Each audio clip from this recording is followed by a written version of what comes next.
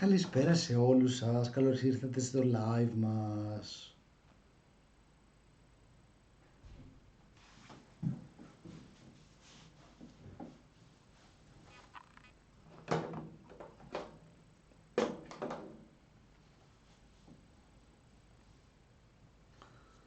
Περιμένω λίγο ακόμα να συγκεντρωθεί παραπάνω ο κόσμος και σιγά σιγά θα ξεκινήσουμε.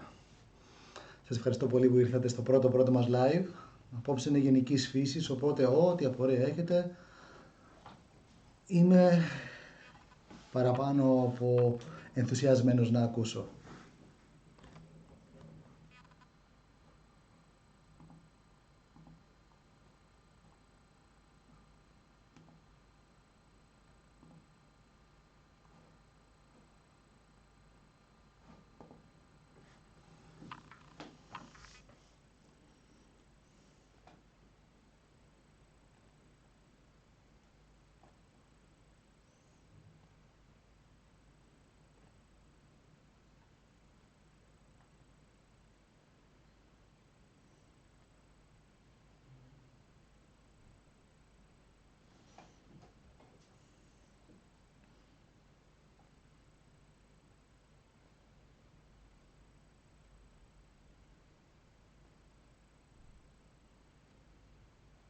Καλησπέρα σας, καλησπέρα σε όλους.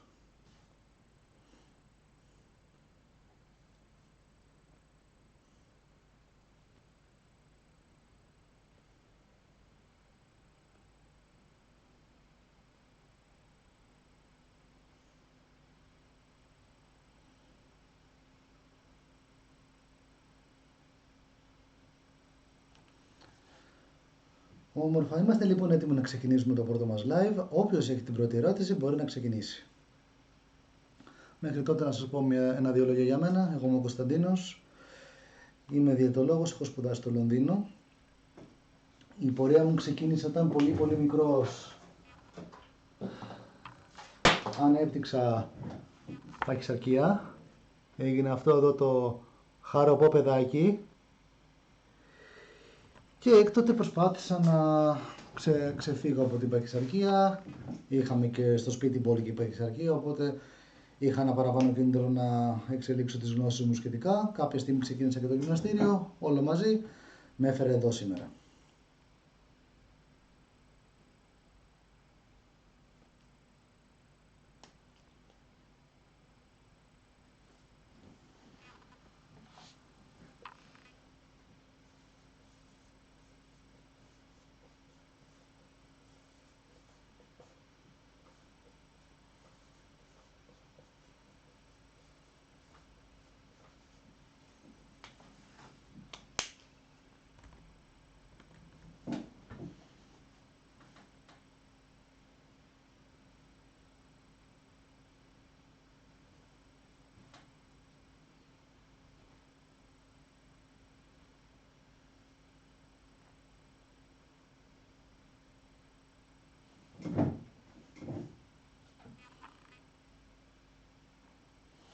Δεν έχει κανείς κάποια έμπνευση, κάτι που θέλει να ρωτήσει?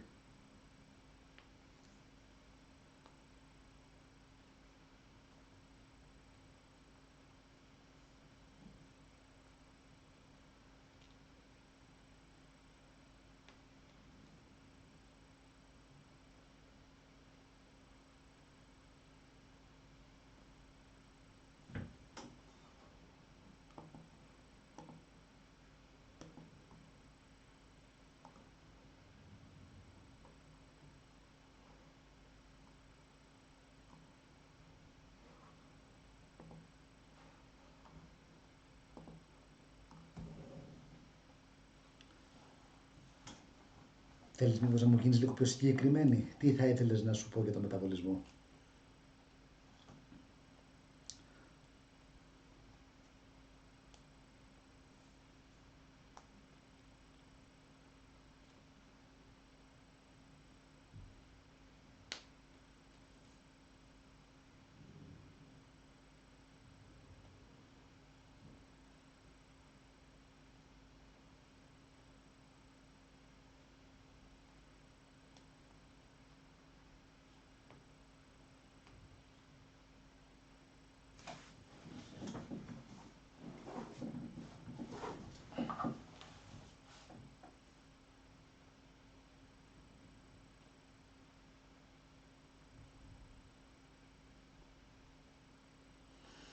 Παρατηρώ ότι με την πάροδο του χρόνου αλλάζει και αστηρούνται κάποιες διατροφικές συνήθειες. Ωραία. Μέχρι να ολοκληρώσεις θα ξεκινήσω λέγοντας ότι γενικότερα έχει παρατηρηθεί ότι ο μεταβολισμός έχει απεριοελάχιστη διαφορά από την παιδική ηλικία μέχρι και την τρίτη ηλικία, μέχρι τη βαθιά τρίτη ηλικία, ουσιαστικά μέχρι το θάνατο, πως η διαφορά μεταβολικά είναι πάρα πολύ μικρή. Αυτό σημαίνει ότι πρακτικά μιλώντας δεν ευθύνεται ο ίδιος ο μεταβολισμός για την διαφορά στο σώμα, δηλαδή για τη συσσόρευση λίπους συγκεκριμένα, γιατί φαντάζομαι ότι επ' αυτού η ερώτηση, όσο για το ότι είναι περισσότερες είναι περισσότερα τα σημεία στα οποία διασπάται η προσοχή του ατόμου όσο μεγαλώνει, που σημαίνει ότι αναγκάζεται να δώσει την προσοχή του και την ενέργειά του περισσότερες ώρες προς άλλες δραστηριότητες από τις δραστηριότητες οι οποίες τον κρατούσαν στη φυσική κατάσταση που ήταν πρωτίστως. Με αποτέλεσμα να συσσωρεύεται περισσότερο λίπος. Δεν είναι ακριβώς ζήτημα της επιβράδυνση του μεταβολισμού τόσο όσο ότι είναι ζήτημα της διαφοράς των συνθήκων. Παράδειγμα, θα σας πω εγώ τη δική μου πλευρά, ότι από τη στιγμή που γεννήθηκε ο μικρός μου έχει αυξηθεί η δραστηριότητά μου, διότι έχω ένα πάρα πολύ δραστήριο παιδί, το οποίο το πηγαίνω συνεχώς στην παιδική χαρά, σε παιδότοπους και σε δραστηριότητες. Όμως το πρόγραμμά μου επιτρέπει να είμαι μαζί του και να παίζω μαζί του, δηλαδή να τον κυνηγάω και να παίζουμε μαζί με τον πολύ δραστήριο γιο μου. Αυτό, επειδή μου έχει αυξήσει τη δραστηριότητά μου, μου επιτρέπει να τρώω περισσότερο από προηγούμενες περιόδους της ζωής μου, χωρίς όμως να παχαίνω. Αυτό είναι ένα θετικό παράδειγμα. Αντίστοιχα, είναι και το παράδειγμα της γιαγιάς μου, η οποία λόγω κινητικών προβλημάτων, χωρίς να αλλάξει ιδιαίτερα το φαγητό της, γιατί ήταν ανέκαθεν ολιγόφαγη, αύξησε πάρα πολύ το βάρος της, συγκεκριμένα το λίπος της, επειδή δεν είχε δραστηριότητες για να το κάψει. Πρακτικά μιλώντας, ο μεταβολισμός της γιαγιάς μου και ο μεταβολισμός ο δικός μου δεν έχουν μεγάλη διαφορά, εάν εξισώναμε την άλυπη μάζα του δικού της και του δικού μου οργανισμού. Δηλαδή, ας πούμε πως είχαμε τα ίδια μυϊκά κιλά στα σώματά μας, ο μεταβολισμός της γιαγιάς μου και ο δικός μου θα ήταν ελάχιστα διαφορετικός, περίπου 3 με 4% λιγότερο της γιαγιάς μου, το οποίο ουσιαστικά δεν είναι αρκετό για να προκαλέσει κάποια μεγάλη διαφορά στο γενικότερο πλάνο, στο γενικότερο πλαίσιο του πώς λειτουργεί στις καύσεις συνολικά μεταβολισμός. Οπότε είναι περισσότερο οι συνθήκες οι ίδιες παρά ο ίδιος ο μεταβολισμός. Ταυτόχρονα είναι συχνά φαινόμενο όσο μεγαλώνουμε και περνάμε από περιόδους οι οποίες είναι πιο στρεσογόνες, ειδικά αν έχουμε τη συγκεκριμένη σχέση με το φαγητό, θα αποζητήσουμε τροφές οι οποίες είναι πιο ικανές για να μας αντιμετωπίσουν το στρες, που συνήθως σημαίνει πως είναι πιο ικανές να μας παχύνουν. Οι τροφές οι οποίες μας ικανοποιούν είναι πολύ υψηλές σε σάχαρες, υδατάνθρακες γενικότερα και λίπη, που είναι πολύ χοντρικά οι μορφές ενέργειας του οργανισμού. Όταν έχεις περίσσια ενέργειας, ο οργανισμός κάνει και τα αποθηκεύει στο λίπος. Και αυτό είναι και ο δεύτερος λόγος. Ουσιαστικά αυτοί οι δύο λόγοι είναι ότι τρώμε περισσότερο, κινούμαστε λιγότερο, και γι' αυτό είναι η διαφορά η οποία που παρατηρούμε στον οργανισμό μας, και δεν είναι μεταβολικό το ζήτημα. Αν έχεις έντονη δραστηριότητα την ημέρα και τρως λιγότερο από ό,τι συνήθως, υπάρχει περίπτωση να μην δουλεύει σωστά και να μην αδυνατίζει το άτομο όσο θα περίμενε. Το στρες παίζει ρόλο. Βεβαίως παίζει ρόλο. Θα απαντήσω πρώτα στο πρώτο κομμάτι. Λοιπόν, γι' αυτό και έχω και τον πίνακα μαζί μου. Ας πούμε λοιπόν ότι έχουμε έναν άνθρωπο ο οποίος θέλει να φάει 100 θερμίδες προκειμένου να διατηρήσει το βάρος του. Αυτές είναι οι θερμίδες του. 100 κιλοκάλ. Ας πούμε λοιπόν ότι σε ένα διάγραμμα, πως εδώ είναι η Δευτέρα, εδώ είναι η Τρίτη και τα συναφή, τρώει περίπου 100 θερμίδες, οπότε διατηρεί το βάρος του. Και κάποια στιγμή αποφασίζει αυτός ο άνθρωπος να χαλαρώσει, να μειώσει το ποσό το οποίο θα τρώει, ας πούμε στις 90 θερμίδες, διότι έχει βρει ότι αυτό είναι ένα ικανό ποσό, είναι μια ικανή διαφορά, προκειμένου να προκαλέσει έλλειμμα διατροφικό και αυτή η διαφορά είναι που θα του φέρει και την αλλαγή του βάρους του. Πολύ λογικό όλο αυτό. Τώρα,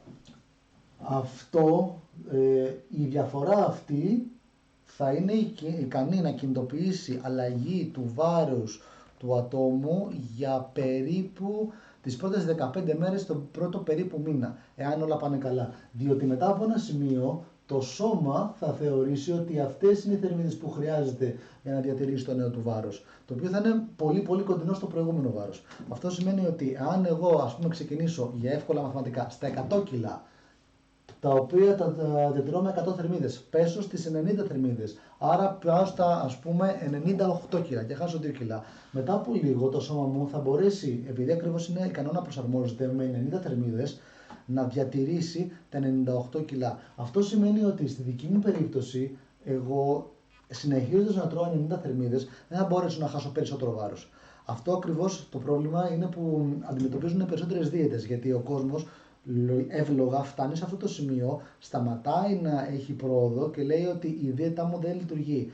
Το οποίο δεν είναι αυτό. Στην πραγματικότητα το σώμα σου λειτουργεί πάρα πολύ καλά και είναι ικανό να μπορεί να προσαρμοστεί σε λιγότερο φαγητό για να σου δώσει το ίδιο με πριν αποτέλεσμα. Γιατί εσύ εξακολουθείς να έχεις όλες τις συνθήκες που είχες πριν να τηρήσεις, συν τώρα μία επιπλέον η μειωμένη διατροφή. Ταυτόχρονα σε αυτό το σημείο έχεις να κάνεις τις εξής δύο επιλογές. Η πρώτη επιλογή είναι ότι από εδώ πέρα ή θα ρίξεις παραπάνω τις θερμίδες, το οποίο δεν είναι κακή λύση, όμως είναι μια πολύ βασανιστική λύση. Γιατί εδώ πέρα οι 80 θερμίδες είμαστε ήδη 20% κάτω από τις θερμίδες του προηγούμενου βάρους. Είναι αρκετά λιγότερο για να μπορέσουμε να πούμε ότι είναι μια βιώσιμη αλλαγή. Αυτό που μπορεί όμως πιο εύκολο να γίνει ότι σε αυτήν εδώ την κατάσταση μπορούμε να αυξήσουμε τη δραστηριότητα. Δηλαδή εδώ πέρα είναι που μπορείς να βρεις στις λιγότερες θερμίδες, τις οποίες είσαι ικανός να διατηρήσεις, που είναι λιγότερες από τις θερμίδες που χρειαζόταν στο προηγούμενο βάρος, να αυξήσεις λίγη δραστηριότητα παραπάνω, η οποία να σου φέρει το επιπλέον έλλειμμα. Δηλαδή, αν τρως 10 θερμίδες λιγότερες και κινείσαι κι άλλες 10 θερμίδες, είναι σαν να έχεις αυτό το έλλειμμα, αλλά με αυτό το φαγητό. Αυτό είναι μια συνθήκη η οποία είναι πολύ πολύ πιο προσιτή στον περισσότερο κόσμο. Και αυτό είναι που θέλουμε να πετύχουμε σε ιδανικές συνθήκες. Δηλαδή, θέλουμε να έχουμε μια ισορροπία μεταξύ του να τρώμε λιγότερο και να κινούμαστε περισσότερο. Δηλαδή, αυτό το κομμάτι για μένα, και από την εμπειρία μου στο γραφείο, αλλά και από την προσωπική μου εμπειρία, είναι αναπόφευκτο. Δεν μπορούμε να εύκολα και χωρίς μεγάλο κόστος να δώσουμε όλη μας την προσοχή σε ένα από τα δύο κομμάτια, ή της διατροφής ή της γυμναστικής, και να θεωρήσουμε ότι από τη στιγμή που θα έχουμε την πρώτη αλλαγή όλο θα πάει έτσι. Αντιθέτως, κάποια στιγμή το σώμα θα καταφέρει να προσαρμοστεί. Οπότε εκεί πέρα χρειάζεται να βρούμε μια πολύ καλή ισορροπία μεταξύ του πόσο είμαι διαθετημένος να τρώω και πόσο είμαι διαθετημένος να κινούμε σε εβδομαδιαία βάση, όχι μερίσια βάση, όχι απαραίτητα μέσα στην ημέρα, αλλά μέσα στο πλάνο της εβδομάδας. Γι' αυτό και έχω σχεδιάσει διαφορετικές μέρες εδώ πέρα. Γιατί, ας πούμε, αυτό θα μπορούσε να είναι και ένα παράδειγμα μιας καθημερινότητας. Δηλαδή ότι εγώ θέλω γενικά να τρώω στις 90 θερμίδες, κάποιες μέρες μπορώ να φάω 80 και κάποιες μέρες μπορώ να φάω 100, το οποίο είναι ένα πάρα πολύ ρεαλιστικό καθημερινό σενάριο. Μπορεί να μην είμαστε πάντοτε ικανοί να διατηρήσουμε το έλλειμμα που χρειάζεται. Όμως, εάν πρώτα απ' όλα δεν απανικοπληθούμε και συνεχίσουμε την επόμενη μέρα τουλάχιστον να επιστρέψουμε στο έλλειμμά μας και μπορέσουμε να διατηρήσουμε όσο δυνατόν γίνεται την δραστηριότητά μας, θα μπορέσουμε να έχουμε μικρά καθημερινά βήματα προς το στόχο μας. Τώρα, το πόσο ρόλο παίζει το στρες, αυτό είναι από μόνο του μια πάρα πολύ μεγάλη ερώτηση. Το στρες από μόνο του έχει την εξής ιδιότητα. Πρώτα απ' όλα θα σε κάνει να σου φανεί η όλη διαδικασία πολύ πιο δύσκολη. Το έχει αυτό το στρες. Είναι από τα μεγαλύτερα... Η μεγαλύτερη λειτουργία του είναι να σου δώσει να καταλάβει, στο σώμα σου και στο μυαλό σου να καταλάβει πως η κατάσταση έχει δυσκολέψει. Οπότε ψυχολογικά η κατάσταση γίνεται πιο δύσκολη, άσχετα αν αντικειμενικά είναι πιο δύσκολη. Άρα από τη στιγμή που είναι πιο δύσκολη η κατάσταση, ζητάμε συνήθως περισσότερη επιβράβευση για αυτή την κατάσταση. Οπότε τείνουμε να καταλήγουμε εκεί πέρα στο ότι όλη την εβδομάδα, όλες τις καθημερινές είμαι πάρα πολύ αυστηρός με τη διατροφή μου και ήρθε το Σάββατο και έχω ένα ελεύθερο και μπορώ να ξεφύγω γιατί έχω πάει πάρα πολύ καλά, το οποίο στο δίνω, ναι βεβαίως, αλλά είναι τόσο μεγάλη ζημιά που γίνεται εκεί στο ελεύθερο, το οποίο απλά ξεφεύγει και σου πετάει την εβδομάδα και όλο το στόχο εκτός. Πέρα από αυτό, ένα άλλο πολύ μεγάλο πράγμα το οποίο κάνει το στρες και η κορτιζόλη συγκεκριμένα είναι ότι κρατάνε νερό στο σώμα. Γι' αυτό πολλές φορές αντί να φαίνεται ότι χάνουμε βάρος, φαίνεται σαν να διατηρείται το βάρος μας και φαίνεται το σώμα μας πρισμένο, φαινόμαστε λίγο, νιώθουμε πρισμένοι, νιώθουμε λίγο διαφορετικοί και το μόνο που χρειάζεται από αυτό το σημείο και στο να ανεβούμε στη ζυγαριά και να έχουμε χαμηλότερο βάρος πάλι είναι ένα βράδυ καλού ύπνου. Είναι μια ημέρα η οποία είναι σχετικώς ξεκούραστη. Και το ξεκούραστη σημαίνει να έχεις γενικότερα λιγότερες δραστηριότητες, λιγότερες ευθύνες, λιγότερα πράγματα που έχεις να κάνεις σε σύγκριση με τις προηγούμενες ημέρες, προκειμένου να μπορέσει το σώμα σου να καταφέρει να αποβάλει τα επιπλέον υγρά και να ρίξει την κορτιζόλη του για να σου δείξει ποιο είναι το πλέον πραγματικό του βάρος. Οπότε το στρες παίζει, για να συνοψίσω, ρόλο με αυτούς τους δύο τρόπους. Ο πρώτος τρόπος είναι ότι δεν σε αφήνει να χάσεις το επιπλέον νερό το οποίο διατηρεί το σώμα σου για να αρχίσεις να βλέπεις ότι όντως έχεις κρεπριστεί, όντως έχεις αδυνατήσει. Το δεύτερο είναι ότι σου κάνει αισθητά την όλη διαδικασία πιο δύσκολη. Οπότε εμείς είτε δεν θέλουμε να καταβάλουμε την ίδια προσπάθεια, είτε προσπαθούμε να επιβραβευτούμε για την επιπλέον προσπάθεια. Τώρα για τον ύπνο, άλλο τεράστιο κεφάλαιο. Όσο χειρότερος είναι ύπνος, τόσο χειρότερο είναι το σύνολο. Ελπίζω να απάντησα αρκετά καλά. Αν υπάρχει κάτι το οποίο δεν το εξήγησα καλά, ελεύθερα ξαναρωτήστε με. Είναι και ώρα προχωρημένη λιγουλάκι. Χαρά μου, Τζένι μου, τα φιλιά μου στο μικρό και στη μικρή.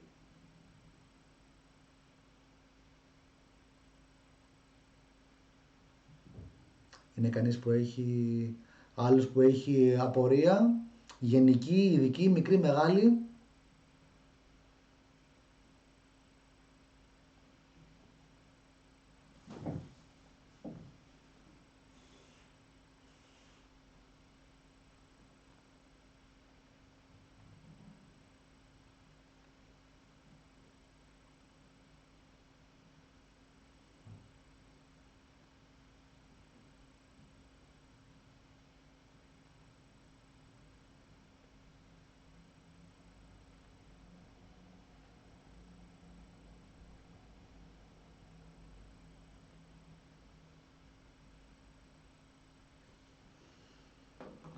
Έχω εγώ απορία. Μεταξύ των τριών μεγάλων γεμάτων της ημέρας, πρωινό, μεσημεριανό και βραδινό, ποιο είναι το αγαπημένο? Δυστυχώς θα αποχωρήσω. Πολλά φιλιά, Τζένι μου, σε ευχαριστώ πάρα πολύ που ήρθες. Θα σε δούμε στα επόμενα live.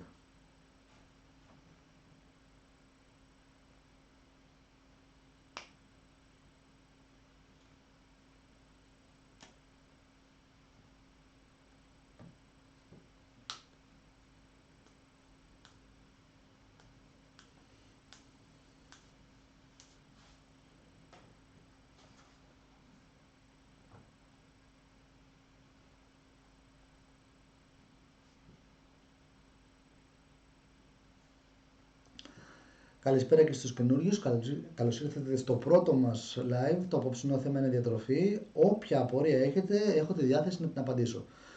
Πείτε μου, γράψτε μου όλες τις απορίες στο chat και θα τις απαντήσω στην καλύτερη δυνατή μου, για την ώρα τουλάχιστον, επειδή είναι σχετικώς προχωρημένη, την καλύτερη μου δύναμη.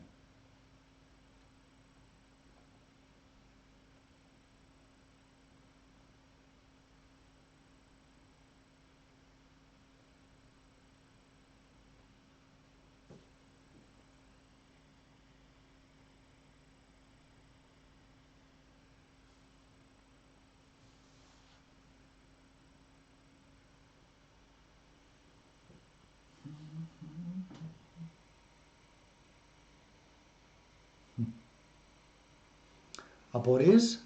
Κανείς?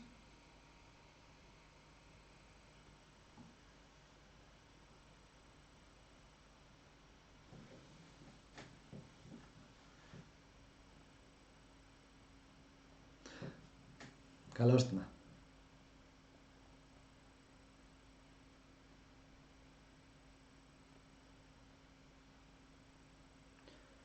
Θα περιμένουμε λίγο ακόμα και έπειτα θα πιάσω εγώ ένα τυχαίο θέμα να αρχίσω να αναπτύσσω. Μέχρι τότε περιμένω τις απορίες σας.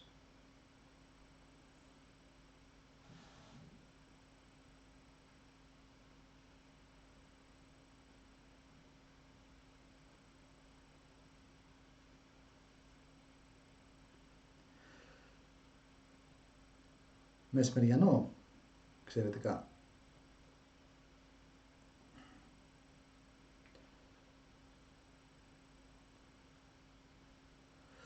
Μεγάλο μεσημεριανό και το πώς αυτό επηρεάζει την ημέρα. Σωστά. Γενικά έχει παρατηρηθεί ότι άσχετα από το αν είναι μεγάλο το γεύμα ή όχι, εκείνη τη στιγμή του μεσημεριανού πέφτει ο βιορυθμός, οπότε όταν συνοδεύεται αυτό και από ένα μεγάλο γεύμα θα έχουμε και ακόμα μεγαλύτερη πτώση. Συγκεκριμένα μισό λεπτό, να μπορέσω να σβήσω λίγο τον πίνακα. Πολύ καλησπέρα Στέφανε.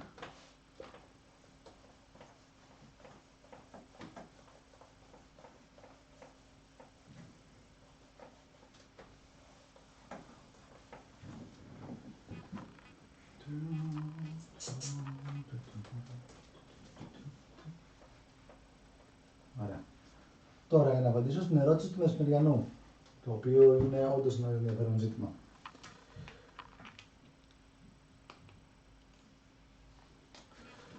Τώρα, συνήθως έχουμε το εξής. Μέσα στην ημέρα τα επίπεδα ενέργειας, που από εδώ είναι το σημείο το οποίο ξυπνάμε,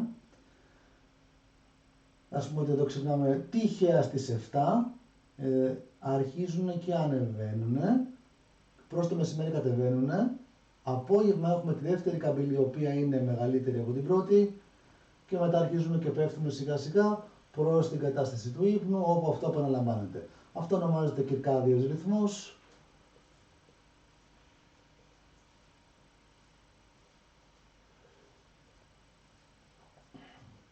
Και αυτό εδώ είναι η μικρογραφία της ημέρας.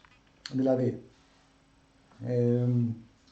εδώ πέρα λοιπόν, ας πούμε ότι εδώ πέρα είναι περίπου στις 11, το οποίο είναι η κορυφή της ενέργειας και της δραστηριότητας, και κάπου εδώ πέρα είναι η ώρα που περισσότερος κόσμος τρώει μεσημεριανό.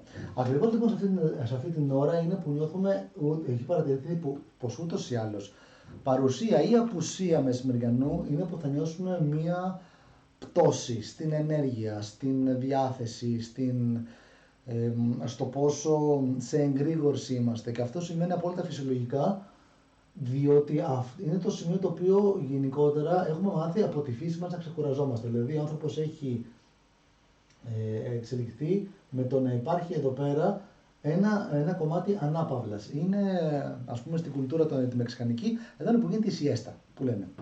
Πέρα από αυτό, έχει παρατηρηθεί πως το μεσημερινό εδώ πέρα μπορεί να εντείνει ακόμα περισσότερο το αίσθημα της πτώσης της ενέργειας και της προσοχής. Αλλά αυτό έχει να κάνει περισσότερο με το άτομο και με το είδος του φαγητού. Δηλαδή υπάρχουν άτομα τα οποία περιμένουν να φάνε για να πάρουν αυτή την παραπάνω ενέργεια, για να καλύψουν την καμπύλη από τη μία στην άλλη σε μια λίγο πιο εξομαλυμένη κατάσταση, όπως υπάρχουν και άλλα άτομα τα οποία ό,τι και να φάνε εκεί πέρα, ανεξαρτήτως, θα νιώσουν πολύ πολύ έντονα την ανάγκη να κοιμηθούν. Μία από τις ουσίες, η πιο διαδεδομένη μάλιστα, η οποία βοηθάει στο να εξομαλύνουμε από τη μία καμπύλη στην άλλη, είναι ο καφές. Είναι η καφεΐνη. Η καφεΐνη λοιπόν βοηθάει πάρα πολύ στο να έχουμε μια σαφώς μικρότερη καμπύλη εδώ πέρα, με το οποίο είναι κάτι το οποίο το προτείνω και πολλοί στους πελάτες μου, οι οποίοι έχουν πρωινό ξύπνημα αλλά μεσημεριανή προπόνηση. Ότι ο μοναδικός τρόπος να μην πέσεις μέσα στη λούμπα και να μπορέσεις να έχεις μια καλή αποδοτική προπόνηση είναι περίπου μία ώρα πριν να ξεκινήσεις να πίνεις τον καφέ. Συνήθως είναι ο δεύτερος καφές της ημέρας εκεί πέρα, ο οποίος θα βοηθήσει στο να υπάρχει μια εξομάλυνση αυτής εδώ της καμπύλης, προκειμένου να είναι πιο ομαλά τα επίπεδα ενέργειας μέσα στην ημέρα. Οπότε, άσχετα με το αν το μεσημεριανό είναι το κατάλληλο ή όχι για να μας βοηθήσει ή όχι σε αυτή την κατάσταση, είναι τυπικότατο φαινόμενο το ότι εδώ πέρα κάπου θα νιώσουμε την πτώση της προσοχής και της ενέργειας. Τώρα, να πιάσω την πορεία του Στέφανου. Μια γνώμη για το φαγητό πριν τον ύπνο, ώστε να προπονούμε νωρίς. Ωραία. Είναι από τους μεγάλους μύθους της διατροφής ότι πρέπει να τρώμε μέχρι μια συγκεκριμένη ώρα, διότι έπειτα ο μεταβολισμός σταματάει και το φαγητό αποθηκεύεται, δεν καίγεται. Εάν ο μεταβολισμός σταματούσε, θα ήμασταν νεκροί.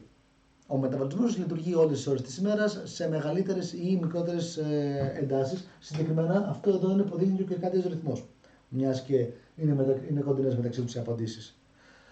Όταν λοιπόν έχουμε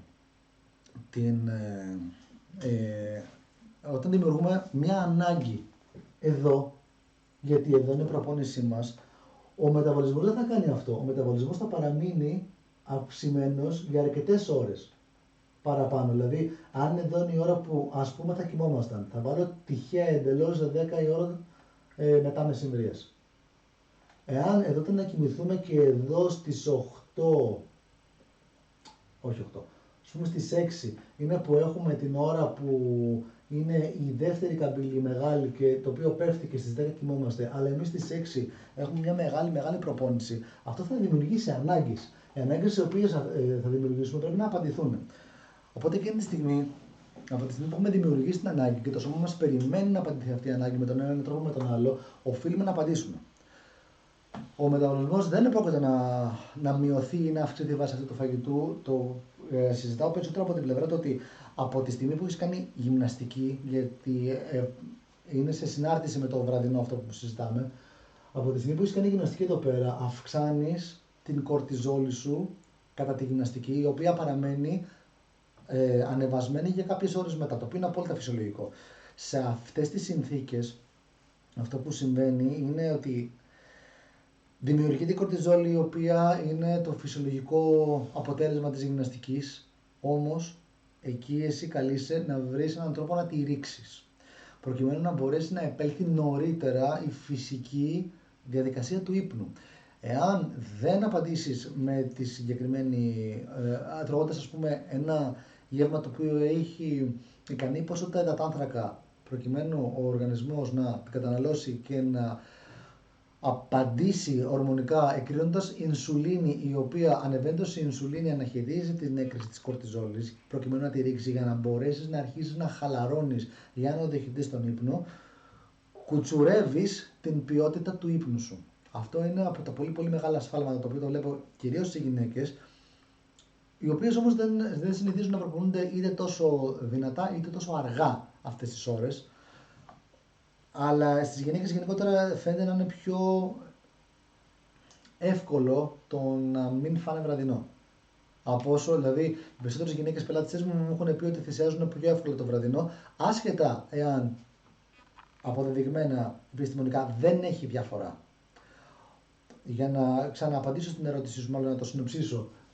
Εάν ασχέτως με το τι ώρα θα γυμναστείς, γιατί μπορεί να έχεις το χρόνο και τη διάθεση να γυμναστείς στις 10 το βράδυ, όπως έχω πελάτες που μου έρχονται έτσι αργά, είναι αρκετό όταν θα κάνεις εδώ πέρα την προπόνησή σου, στο επόμενο διάστημα να δημιουργήσεις μια συνθήκη η οποία να απαντά στις ανάγκες που δημιούργησε αυτή.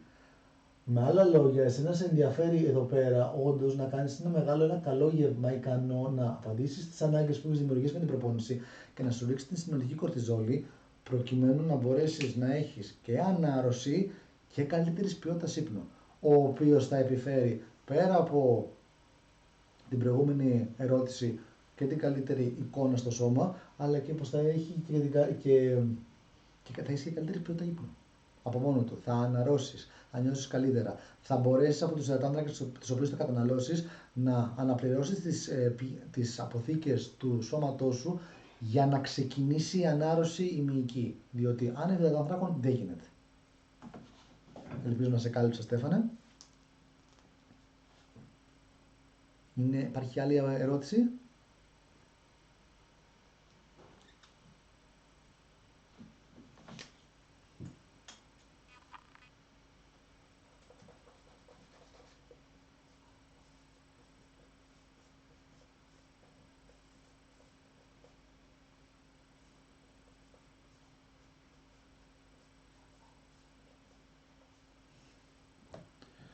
Η πέψη όμως δεν επιβραδύνεται με τον ύπνο. Με τον ύπνο συγκεκριμένα ναι. Είμαι σίγουρος πως σας έχει συμβεί σε όλους ότι θα τύχει να είμαστε πάρα πολύ κουρασμένοι, να γυρίσουμε στο σπίτι, να μην έχουμε φαγητό, να παραγγείλουμε απ' έξω κάποιος πιτόγυρα, όπως συζητούσαμε και νωρίτερα, και μετά από τη λήξη του γεύματος αρκετά κοντά είναι ο ύπνος. Εκεί πέρα ναι, πέφτουμε με γεμάτο στομάχι για ύπνο. Αυτό όντως αποδεδειγμένα σε αυτούς τουλάχιστον οι οποίοι παρακολουθούν τον ύπνο τους ή σε αυτούς που επηρεάζονται από το να κοιμηθούν με γεμάτο στομάχι, γιατί και αυτό είναι μια δικλίδα από μόνη της. Όταν έχουμε συνθήκες οι οποίες πέφτουμε πολύ κοντά στον ύπνο, το κυριότερο που μπορεί να μας συμβεί είναι να συνεχίσουμε να χωνεύουμε το φαγητό μας καθ' όλη τη διάρκεια του ύπνου. Αυτό από μόνο του δεν είναι απαγορευτικό. Δεν μιλάμε για προβλήματα παλινδρόμησης, τα οποία είναι τυπικό να συμβαίνει όταν πολύ κοντά σε ένα μεγάλο γεύμα ξαπλώνουμε και να μας έρχεται το φαγητό στο στόμα πάλι. Δεν μιλάμε για αυτό, αλλά μιλάμε για το εξής. Τώρα θα κάνουμε συζήτηση περισσότερο περί ύπνου και όχι περισσότερο περί χώνευσης. Δηλαδή, σβήνουμε τον κυρκάδιο και πάμε στο επόμενο κομμάτι να συζητήσουμε για τις ορμόνες του ύπνου, μιας και το έπιασα και πιάσαμε την κορτιζόλη, πιάσαμε τον κυρκάδιο ρυθμό, πάμε να συζητήσουμε για τον ύπνο. Εδώ θα χρησιμοποιήσω και περισσότερα χρώματα μάλιστα, γιατί είναι αρκετές οι ορμόνες τις οποίες έχουμε να συζητήσουμε. Πάμε πάλι να κάνουμε ένα διάγραμμα. Ας πούμε λοιπόν ότι εδώ πέρα στο σημείο 0 είναι το σημείο το οποίο έχουμε όντως κοιμηθεί. Εδώ πέρα έχουμε μετρήσει τα προβατάκια μας, έχουμε πλύνει τα δόντια μας και πλέον ροχαλίζουμε και μας κουντάει διπλανός μας και δεν ξυπνάμε. Ξεκινάμε λοιπόν από εδώ πέρα και το πρώτο το οποίο γίνεται είναι ότι η κορτιζόλη, το οποίο θα το γράψω όλοι μαζί, κορτιζόλη, σε ό,τι σημείο και να είναι, αρχίζει σιγά σιγά να πέφτει. Ας πούμε ότι αυτό εδώ είναι, ότι αυτή η ώρα που έχουμε κοιμηθεί εδώ πέρα είναι η ώρα 10, γιατί ας μιλήσουμε για ιδανικά σενάρια, είναι η ώρα 10 και εδώ είναι η ώρα περίπου 2. Αυτό το σημείο είναι που θα αρχίσει σιγά σιγά να πέφτει η κορτιζόλη. Όσο πέφτει η κορτιζόλη, μια άλλη ορμόνη που είναι πάρα πολύ σημαντική για την ανάρρωσή μας κατά τον ύπνο, παραμένει καταπιεσμένη και όσο αρχίζει να πέφτει, αρχίζει αυτή να εκρίνεται πιο δυνατά και η οποία είναι ικανή να μας βοηθήσει να αναρρώσουμε και να κάνει το σώμα μας να... Αυτό δεν είναι και με την διαλυματική νηστεία που ρώτησε η αγαπημένη μας η Μίνα πριν, οπότε αυτό είναι κοινός μηχανισμός για τη διαλυματική νηστεία και για τον ύπνο γενικότερα. Αυξάνεται η αυξητική ορμόνη. Η οποία αυξητική ορμόνη, όσο έχει παρατηρηθεί, είναι από τις δυνατότερες, από τις ισχυρότερες ορμόνες σε ό,τι αφορά την προστασία από καρκίνους, την ανάρρωση του σώματος, αντιγύρανση, γενικότερα έχει άπειρα ωφέλη, ακόμα και στην καλλιτική χειρουργική υπάρχουν γυναίκες οι οποίες πάνε τακτικά και κάνουν θεραπείες αντί για μπότοξ με μικροέγχυση αυξητικής ορμόνης, οι οποίες καταφέρνουν και παραμένουν νεότερες, οπτικά τουλάχιστον, για μεγάλα χρονικά διαστήματα. Τώρα, να επιστρέψω εδώ πέρα. Προκειμένου να αυξηθεί η αυξητική ορμόνη, πρέπει να έχει αρχίσει να πέφτει η κορτιζόλη, το οποίο είναι πολύ σημαντικό βήμα από μόνο του, όμως ταυτόχρονα πρέπει μαζί με την κορτιζόλη πέφτει εδώ πέρα και δεν φαίνεται τόσο καλά αυτό, η ινσουλίνη. Θα δοκιμάσω να βρω ένα καλύτερο μαρκαδόρο, ίσως το μαύρο, νομίζω πως είναι, για να δούμε. Αρχίζει λοιπόν μαζί με την κορτιζόλη να πέφτει και η ινσουλίνη.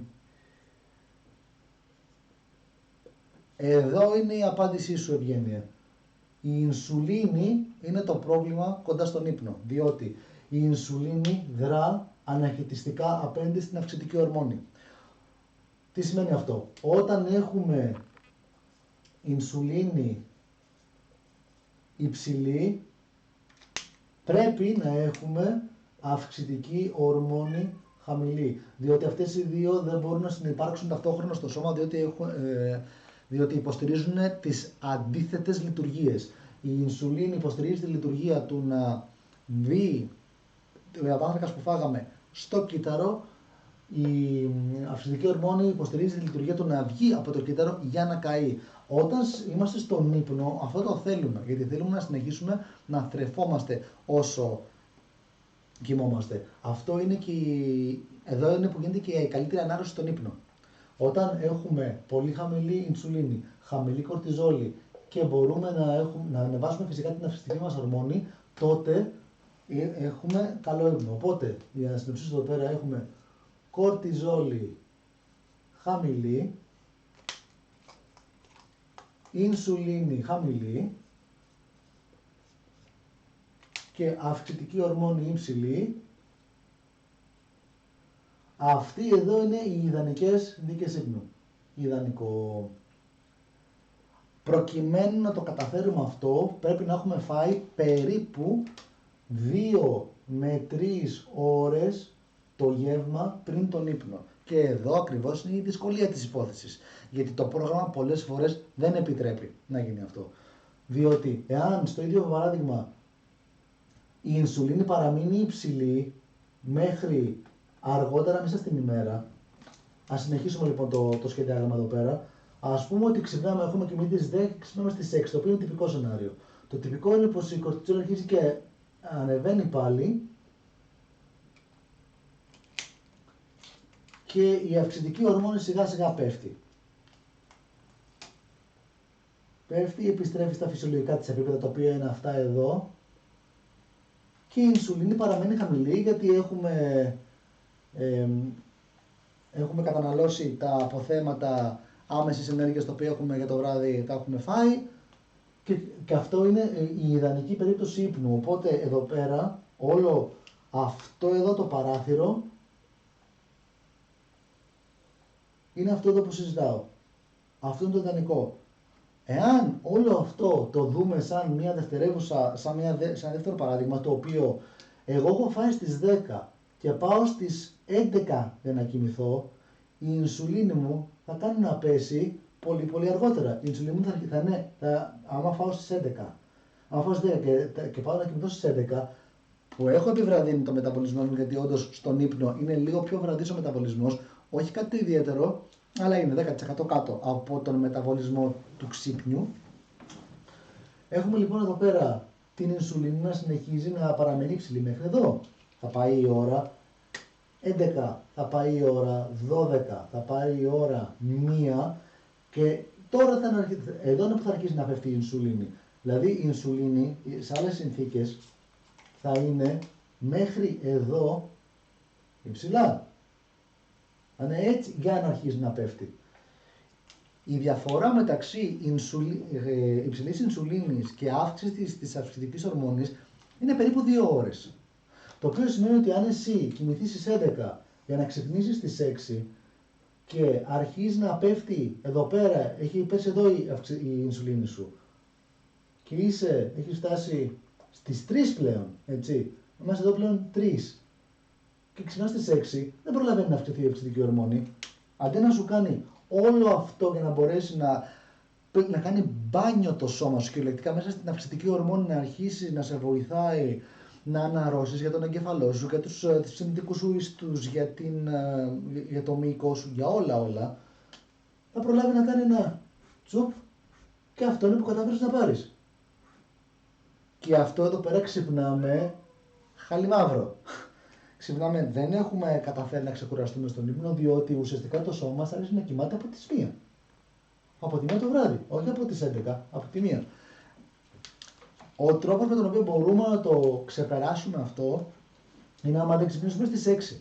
Δηλαδή, άμα καταφέρουμε και στην περίπτωση φυσικά που έχουμε το περιθώριο, να ξυπνήσουμε στις 7, 8, 9, 10, φυσικά ό,τι ώρα θα ήταν να ξυπνήσουμε, όλο αυτό το παράθυρο θα μετατοπιστεί πιο κοντά στην ώρα που φυσικά θα ξυπνούσαμε. Οπότε τότε δεν επηρεάζει όλο αυτό. Στην περίπτωση όμως που έχουμε πολύ συγκεκριμένο χρονοδιάγραμμα, οφείλουμε να τρώμε το συντομότερο δυνατό ή Το γεύμα να είναι τέτοιο που να μην επηρεάζει όλη αυτή την καμπύλη. Συνήθως, ο τρόπος με τον οποίο βοηθάμε να μην διαταραχτεί όλο αυτό είναι πως δεν πρέπει να έχουμε φαγητά τα οποία θα μας ανεβάσουν την ινσουλίνη. Δηλαδή πρέπει να είναι φτωχά σε υδατάνθρακες τα γεύματα. Γεύματα τα οποία βραδινά είναι φτωχά σε υδατάνθρακες και έχουν υψηλή πρωτεΐνη, υψηλές φυτικές ίνες, υψηλά λίπη ή μέτρια λίπη, μπορούν να μιμηθούν το σενάριο του αυτού εδώ ακόμα και αν είναι κοντά στον ύπνο. Στην περίπτωση που συζητάμε για τα πιτόγυρα που αστιεύτηκα πριν, θα μπορούσε να είναι μια καλή εναλλακτική καλαμάκια και σαλάτα. Δεν θυσιάζεις εντελώς το σουβλάκι σου, αλλά τουλάχιστον αν δεν έχεις να ξυπνήσεις νωρίς την επόμενη μέρα. Αλλά μπορεί να φας το καλαμάκι, μπορεί να φας τη σαλάτα και έτσι να επιτρέψεις τον εαυτό σου να ξεκουραστεί αρκετά καλά το βράδυ. Αν ξυπνήσεις την επόμενη μέρα και πεινάς, έχουμε καταφέρει αυτό. Έχει καταφέρει να έχεις υψηλή κορτιζόλη στον ύπνο σου. Είναι καλό σημάδι. Αν ξυπνήσεις την επόμενη μέρα και εξακολουθείς και λες ότι πω νιώθω το καλαμάκι, ναι, ήθελες παραπάνω χρόνο. Αναγκαστικά. Ο ύπνος είναι μια πάρα πολύ ευαίσθητη συνθήκη. Δίνουμε ελάχιστα μεγάλη προσοχή σε σχέση με αυτά τα οποία παίρνουμε από την προσοχή που υποβάλλουμε στον ύπνο και είναι από τις μεγάλες μάστιγες της σύγχρονης καθημερινότητας. Όποιος συζητάω, δεν υπάρχει πελάτης ο οποίος να μπαίνει στο γυμναστήριο ή στο γραφείο διατροφής και να τον ρωτάω πώς είναι ο ύπνος σου και να μου λέει κοιμάμαι σαν πουλάκι. Έχει να κάνει με τις ώρες που κοιμόμαστε, έχει να κάνει με το στρες της ημέρας, γιατί το στρες σου κρατάει την κορτιζόλη υψηλή. Η κορτιζόλη κάποια στιγμή η ομάδα πρέπει να πέσει, προκειμένου να αυξηθεί περισσότερο η αυξητική ορμόνη. Αν δεν καταφέρεις να ρίξεις την κορτιζόλη σου, πώς θα αυξήσεις την αυξητική ορμόνη, πώς θα κοιμηθείς καλύτερα, πώς θα έχεις καλύτερη ποιότητα ύπνου. Οπότε εδώ είναι το όλο πρόβλημα της υπόθεσης. Δεν είναι ότι υπάρχει ζήτημα να φας. Κυριολεκτικά, μπορείς να φας μια ολόκληρη πίτσα και να κοιμηθείς. Αν έχεις το περιθώριο να κοιμηθείς, θα ξυπνήσεις σαν πουλάκι. Δεν θα έχεις πολύ μεγάλη διαφορά. Ελπίζω, Ευγένεια, να απάντησα. Άρα πολύ όμορφα. Τώρα θα πιάσω το επόμενο πολύ ενδιαφέρον θέμα που μου αρέσει. Θα συζητήσω για την διαλυματική νηστεία, γιατί είναι ένα πολύ hot ζήτημα. Έχω εκτενή προσωπική εμπειρία με τη διαλυματική νηστεία, γιατί είναι κάτι το οποίο το εφήρμοσα και εγώ στον εαυτό μου για ένα μεγάλο χρονικό διάστημα. Είναι μια πάρα πολύ βολική συνθήκη, αλλά υπάρχει μια παραπληροφόρηση στο κατά πόσο είναι αποτελεσματική σαν μέθοδος απώλειας βάρους, το οποίο είναι το σημαντικό κομμάτι που μου συζητάνε περισσότεροι. Θα προλογίσω συζητώντας ότι όλα όσα ωφέλη έχετε διαβάσει για την διαλυματική νηστεία είναι όλα αλήθεια. Έχει και με την καμπύλη που μόλις έσβησα, όντως βοηθάει πάρα πολύ στην αυξητική ορμόνη, βοηθάει στον ύπνο, βοηθάει σε όλη τη διαδικασία της ενίσχυσης, της δράσης,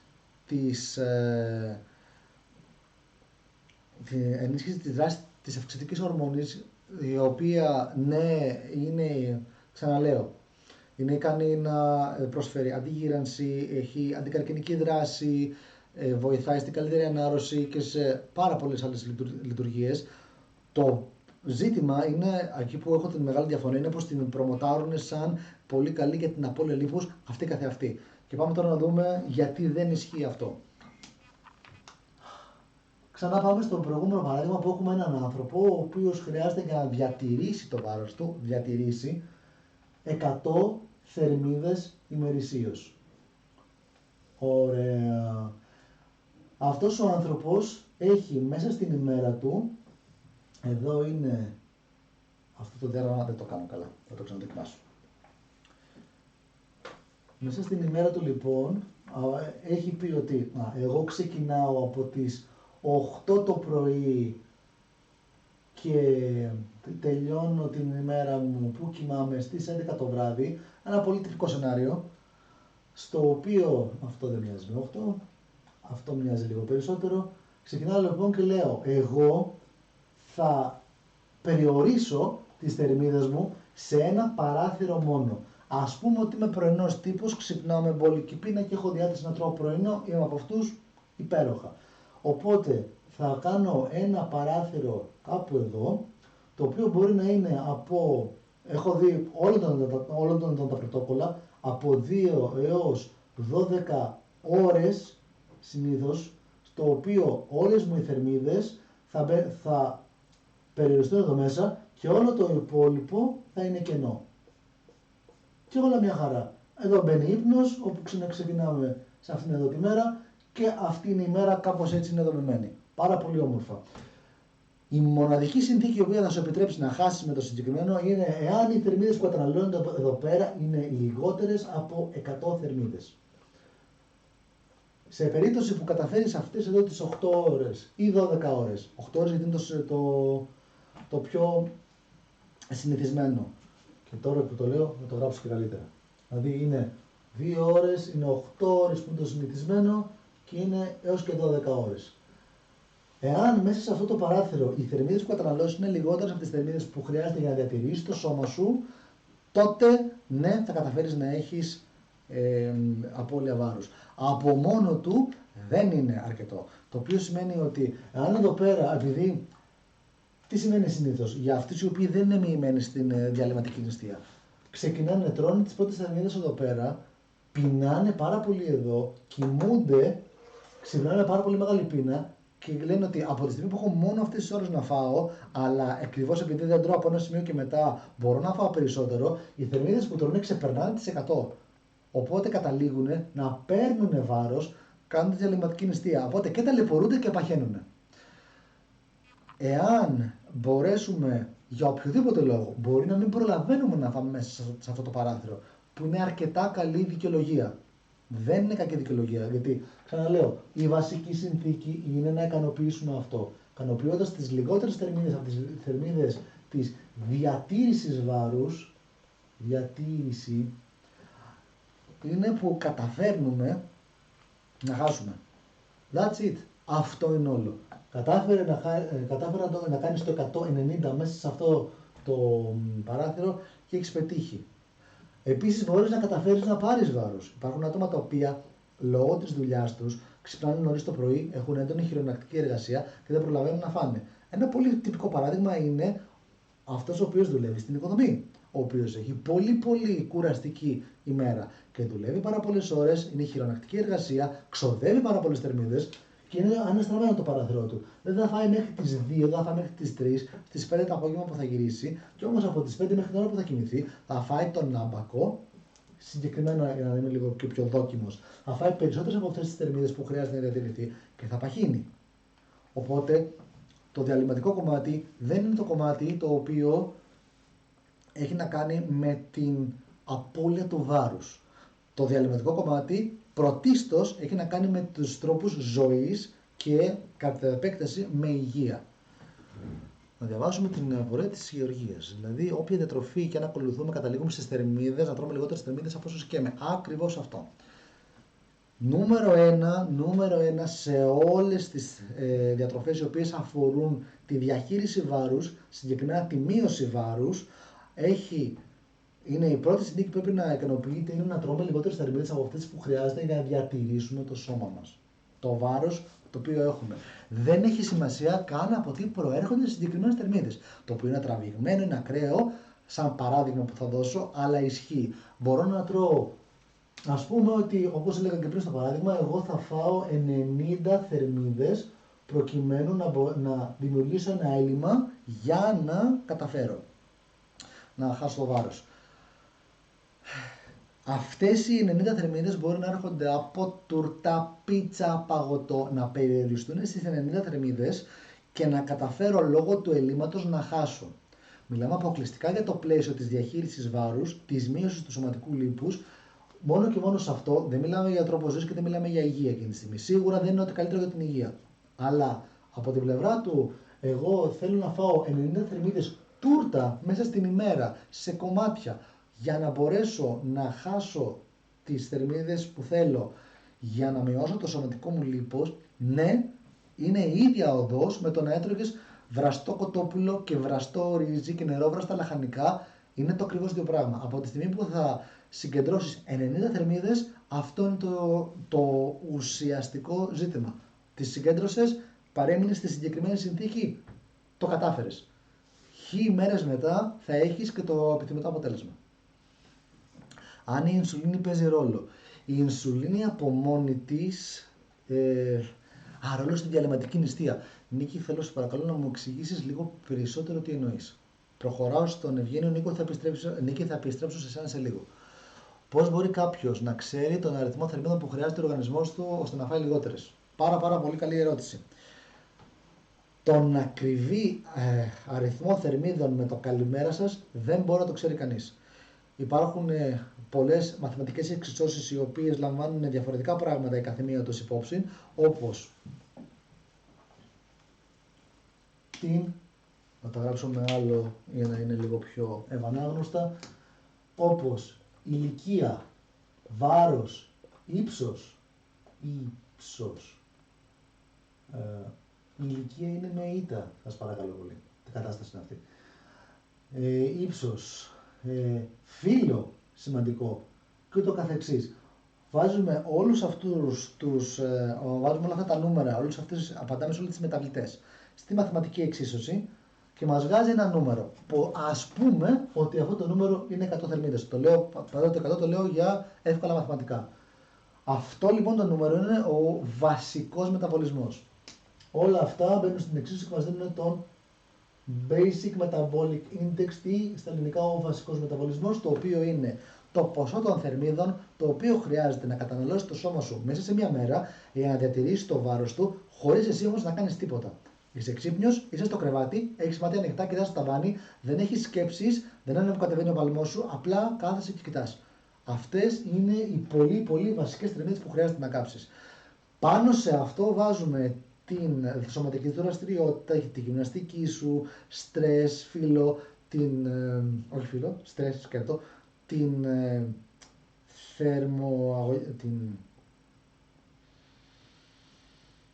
τη θερμοκρασία την οποία εκπέμπουν τα φαγητά όσο καίγονται, το οποίο είναι μια μεταβλητή από μόνη της, είναι περίπου το 10% των συνολικών θερμίδων.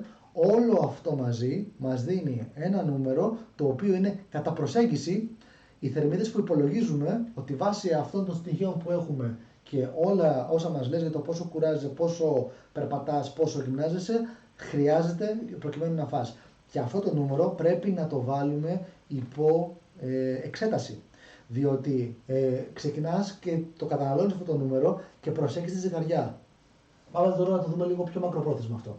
Ας πούμε ότι, για να το απαντήσω όλο μαζεμένο, ας μείναμε, ελπίζω να απάντησα σε αυτό. Αν δεν απάντησα επαρκώς θα επιστρέψω και θα το ξαναζωγραφίσω όλα από την αρχή. Πάμε τώρα να δούμε από την αρχή το κομμάτι του βασικού μεταβολισμού, γιατί είναι από τα θεμελιώδη κομμάτια και πρέπει να αποσαφινιστεί σε αυτή τη στιγμή για να καταλάβουμε όλοι τι συζητάμε. Λοιπόν, έχουμε και λέμε. Έχουμε οι συνολικές θερμίδες της ημέρας. Είναι ο βασικός μεταβολισμός συν οι θερμίδες της καύσης τροφής, οπότε καύση τροφής. Είναι οι θερμίδες της άσκησης, θερμίδες άσκησης.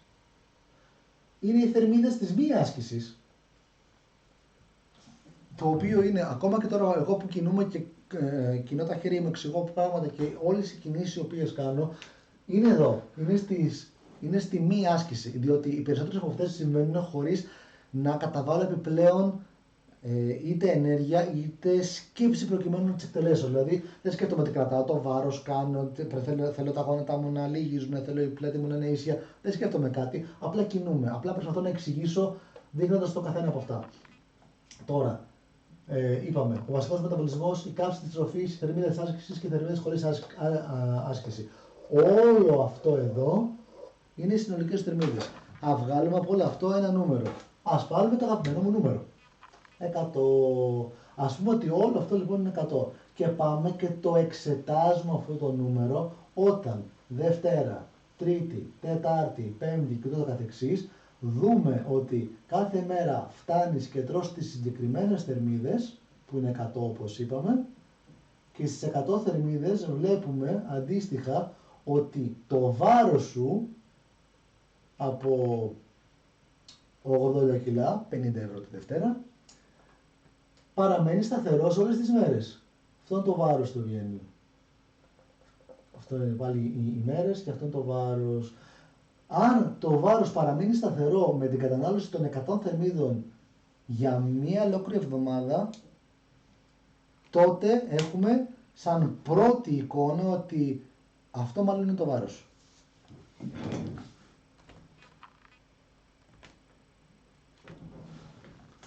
Ωραία, με συγχωρείτε, είχε μια μικρή παύση. Αν λοιπόν αυτό είναι αυτό λοιπόν θέλουμε να το εξετάσουμε 2 εβδομάδες. Οπότε για να καταλάβουμε αν στην πραγματικότητα αυτό το νούμερο είναι έγκυρο, θέλει 14 ημέρες έλεγχο. Θέλει να μπορέσουμε να το εξετάσουμε αυτό το νούμερο μετρώντας το βάρος κάθε ημέρα για μια εβδομάδα ή για όσες φορές την εβδομάδα έχουμε αποφασίσει που θα ζυγιστούμε. Ας πούμε 3. Έχουμε λοιπόν πει ότι θα ζυγιστούμε 3 φορές την εβδομάδα. Θα ζυγιστούμε Δευτέρα, Πέμπτη και Κυριακή. Οπότε παίρνουμε τον μέσο όρο αυτών των 3 βαρών, το μέσο όρο, αυτή είναι η εβδομάδα 1, και το επαναλαμβάνουμε στην εβδομάδα 2. Αυτός είναι ο μέσος όρος. Εάν μέσος όρος 1 είναι ίσο με το μέσο όρο 2, οι θερμίδες μου είναι όντως οι 100 αυτές θερμίδες που έχω βγάλει. Εάν είναι ο μέσος όρος 2 είναι χαμηλότερος, δεν είναι αρκετές θερμίδες. Αν ο μέσος όρος είναι υψηλότερος, είναι περισσότερες θερμίδες. Αυτή είναι η σχέση που ψάχνουμε όταν βρίσκουμε τις πρώτες θερμίδες. Γι' αυτό και ένα πρόγραμμα διατροφής δεν μπορεί ποτέ να το πάρει κάποιος και να το πει αυτό είναι, πάρ' το φάτο και θα έχεις αποτέλεσμα. Διότι δεν μπορούμε να ξέρουμε όλη αυτή τη συνθήκη. Όλα αυτά τα πράγματα γίνονται κατά προσέγγιση. Δεν μπορούμε να ξέρουμε εξ αρχής πώς η ίδια η διατροφή, το ίδιο το έλλειμμα, αν ξεκινάμε με έλλειμμα, θα επηρεάσει οποιοδήποτε από αυτά. Καλά, αυτά εδώ, αυτό παραμένει σταθερό. Αλλά όλα αυτά εδώ μπορούν να επηρεαστούν. Μπορούν να επηρεαστούν και μάλιστα σε πολύ μεγάλο βαθμό. Και ειδικά οι θερμίδες μη άσκησης, οι θερμίδες ελεύθερης άσκησης, είναι αυτές οι οποίες επηρεάζονται περισσότερο. Γιατί όταν δίνεις λιγότερο τροφή σε έναν άνθρωπο, κινείται λιγότερο. Έχει λιγότερο διάθεση να κινείται, να εκφράζεται, να βγει μια βόλτα, να ξεσκάσει. Προτιμάει, επειδή ακριβώς έχει λιγότερες θερμίδες που προσλαμβάνει, να καταναλώνει και λιγότερες θερμίδες. Οπότε δεν θα βγει για βόλτα, δεν θα έχει τη διάθεση να κάνει βόλτες πάνω κάτω στο σπίτι. Δεν υπάρχει αυτό το ενδεχόμενο. Ίσα ίσα μόνο και μόνο το ότι έχει ξεκινήσει μια διατροφή μπορεί να σου επηρεάσει τις θερμίδες μη άσκησης. Οπότε δεν έχει να κάνει αποκλειστικά με την ίδια τη διατροφή και τις συνθήκες, έχει να κάνει με όλα μαζί, πώς αλληλοεπηρεάζονται. Οπότε, να επιστρέψω, αν ο μέσος όρος των μετρήσεων της πρώτης εβδομάδας μοιάζει με το μέσο όρο της δεύτερης εβδομάδας, με απόκληση 1 με 2%, είμαστε εντάξει, είναι καλά. Είναι μια χαρά, δηλαδή όντως έχουμε βγάλει έχουμε βρει τις θερμίδες. Αν όχι, αναλόγως με το τι ψάχνουμε να κάνουμε στην κάθε περίοδο, πρέπει αντίστοιχα να αυξήσουμε ή να μειώσουμε. Και έτσι είναι και ο έλεγχος του αν χάνουμε βάρος μέσα σε μια διατροφή. Δηλαδή, εάν στη διατροφή δούμε ότι οι μέσοι όροι έχουν παραμείνει σταθεροί για 2, 3, 4 εβδομάδες, χρειάζεται μεγαλύτερο έλλειμμα ή χρειάζεται περισσότερη δραστηριότητα. Τώρα, να επιστρέψω στην νίκη. Επειδή η διαλυματική διαφημίζεται ότι κρατάει την ινσουλίνη χαμηλά και άρα δεν οδηγεί στην αποθήκευση λίπος, αντιθέτως ευνοεί την καύση λίπος. Ωραία. Επιστρέφουμε τώρα στην διαλυματική. Στην διαλυματική. Ναι.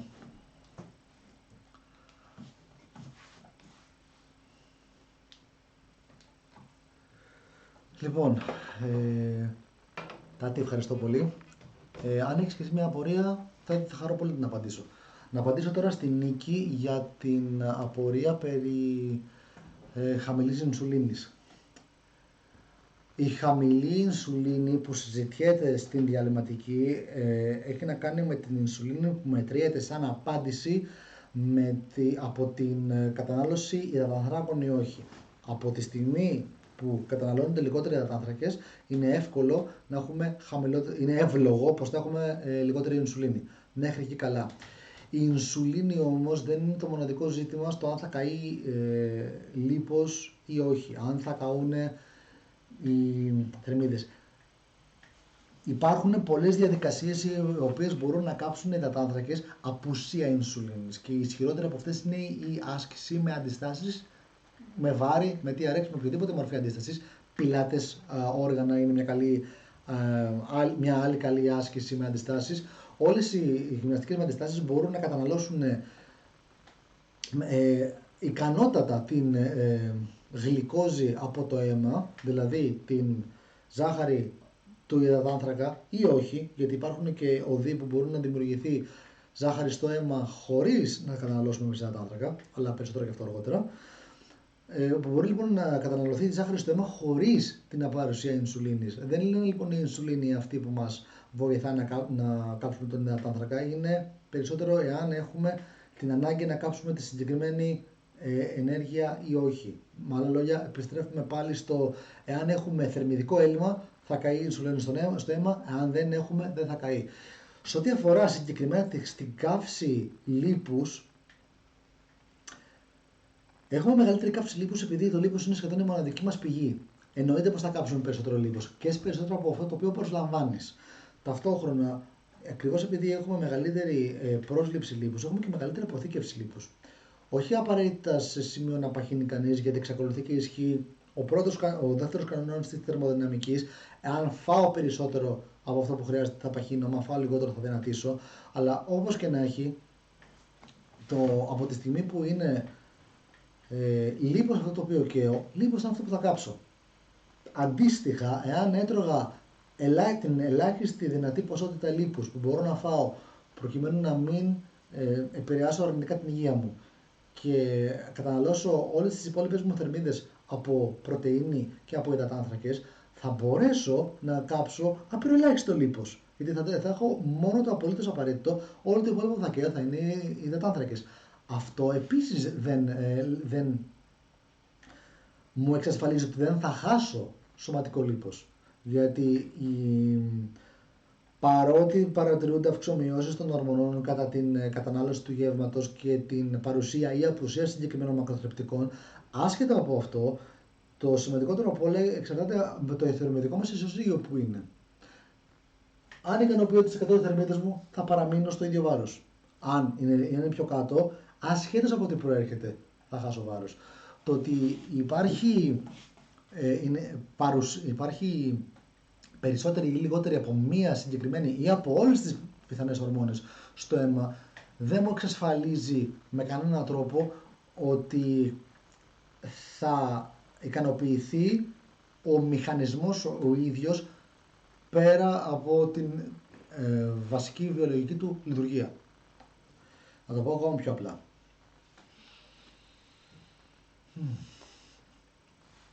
Ένας καλός τρόπος να σκεφτόμαστε τις ορμόνες είναι σαν τα διοικητικά στελέχη σε μια αποθήκη.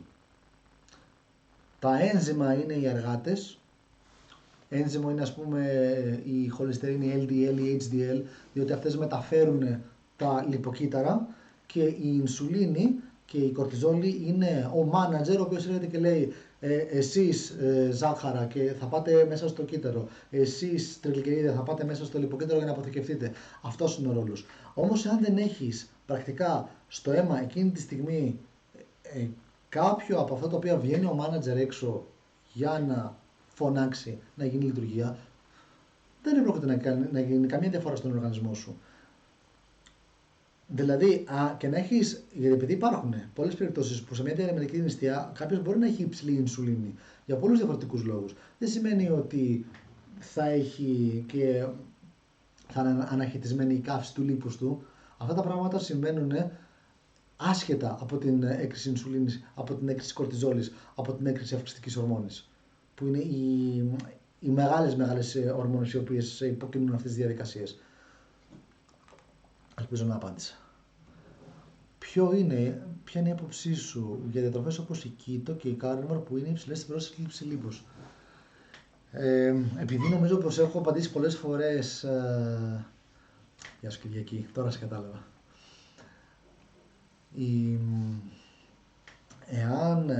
Επειδή ήδη έχω απαντήσει για το κομμάτι το θερμιδικό, σε ό,τι αφορά το θερμιδικό, εάν η κεταγονική και η αυστηρά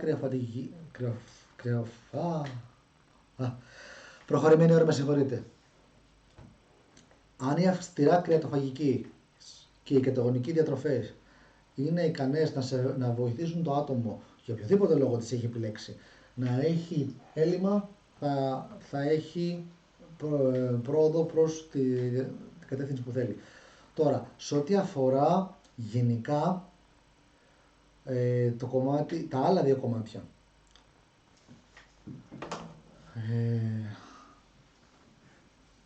Λοιπόν, πάμε λοιπόν τώρα να κατηγοριοποιήσουμε όλες τις διατροφές σε πλαίσια. Και είναι κάτι το οποίο είναι που δημιουργεί τη μεγαλύτερη σύγχυση στον κόσμο. Οι διατροφές έχουν αποκλειστικά τρία πλαίσια. Μέσα σε τρία πλαίσια μπορούν να καταταχθούν όλες οι διατροφές. Όποια διατροφή έχετε ακούσει έχει τρία πλαίσια. Αυτά τα πλαίσια είναι το πλαίσιο υγείας, το πλαίσιο της διαχείρισης βάρους και το πλαίσιο του lifestyle.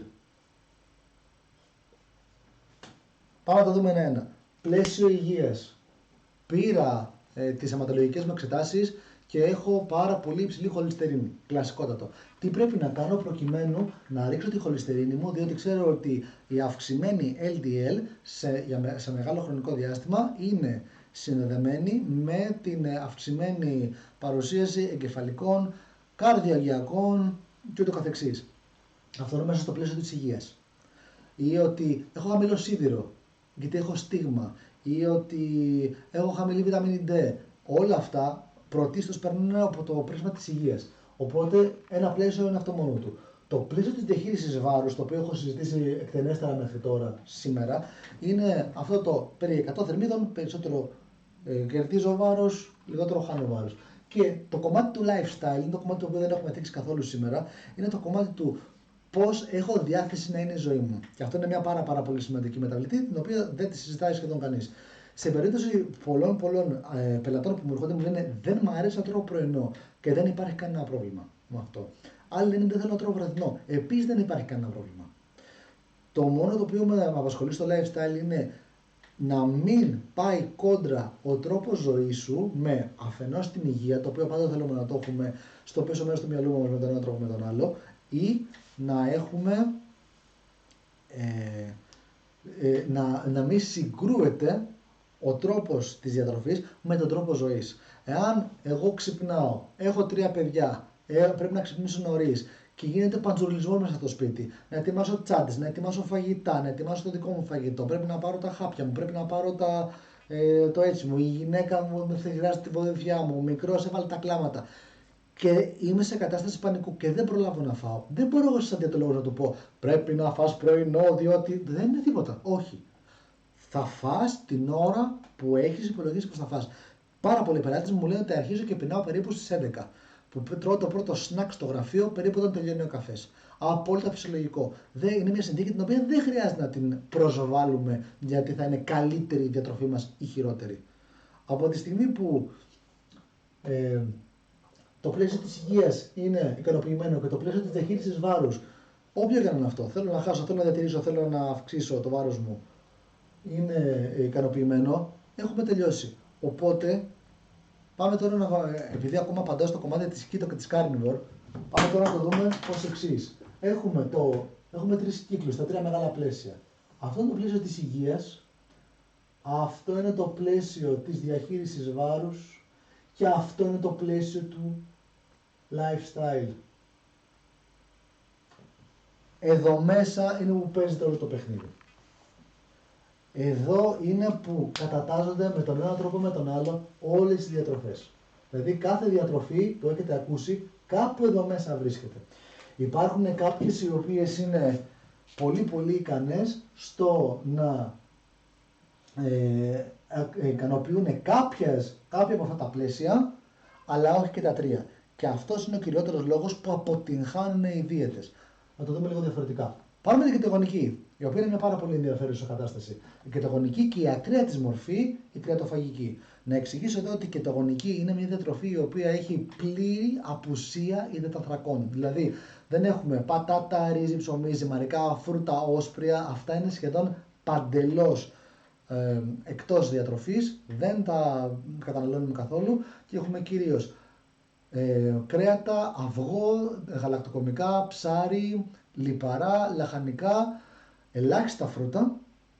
Είπα τα φρούτα πριν, αλλά υπάρχουν πολύ συγκεκριμένα φρούτα τα οποία ακόμα και στην κετογονική μπορούμε να τα καταναλώσουμε και κυρίως τρεφόμαστε με αυτά. Οι λόγοι για τους οποίους μπορεί να το κάνει αυτό κάποιος είναι αρκετοί. Δηλαδή υπάρχουν λόγοι υγείας, υπάρχουν λόγοι ηθικοί, υπάρχουν λόγοι lifestyle.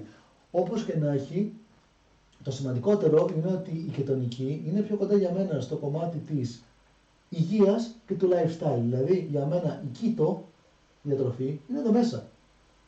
Γιατί το κυριότερο που κάνει, ο κυριότερος λόγος για τον οποίο αναπτύχθηκε η κετονική διατροφή, πρωτοεξετάστηκε η κετονική διατροφή, ήταν για λόγους υγείας. Γιατί πρωτοεξετάστηκε πειραματικά σε παιδιά με επιληψία. Και τα χωρίσαν τα παιδιά σε τρία γκρουπ και λένε το γκρουπ το πρώτο θα τρώει μόνο λίπη ή κυρίως λίπη για να δούμε πώς θα συμπεριφερθεί. Το δεύτερο θα τρώει κυρίως υδατάνθρακες και το τρίτο θα τρώει κυρίως πρωτεΐνες. Και εκεί είναι που είδανε ότι αυτοί που τρώγανε λίπη είχαν σχετικώς καλύτερη αντίδραση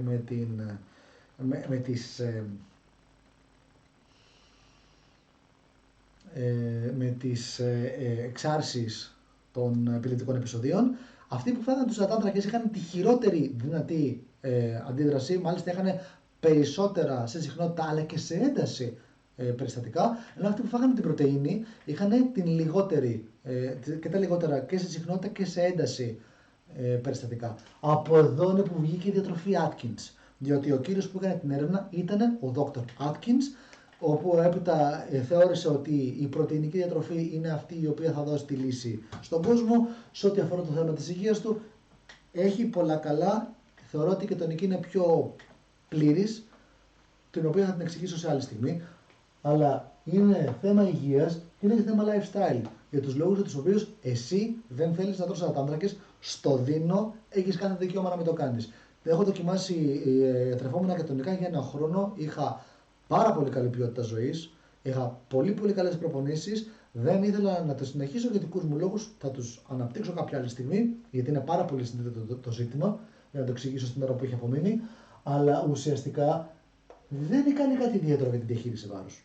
Δηλαδή, και πάλι, αν δεν ικανοποιεί αυτό εδώ, χάνω βάρος, εδώ αυξάνω βάρος,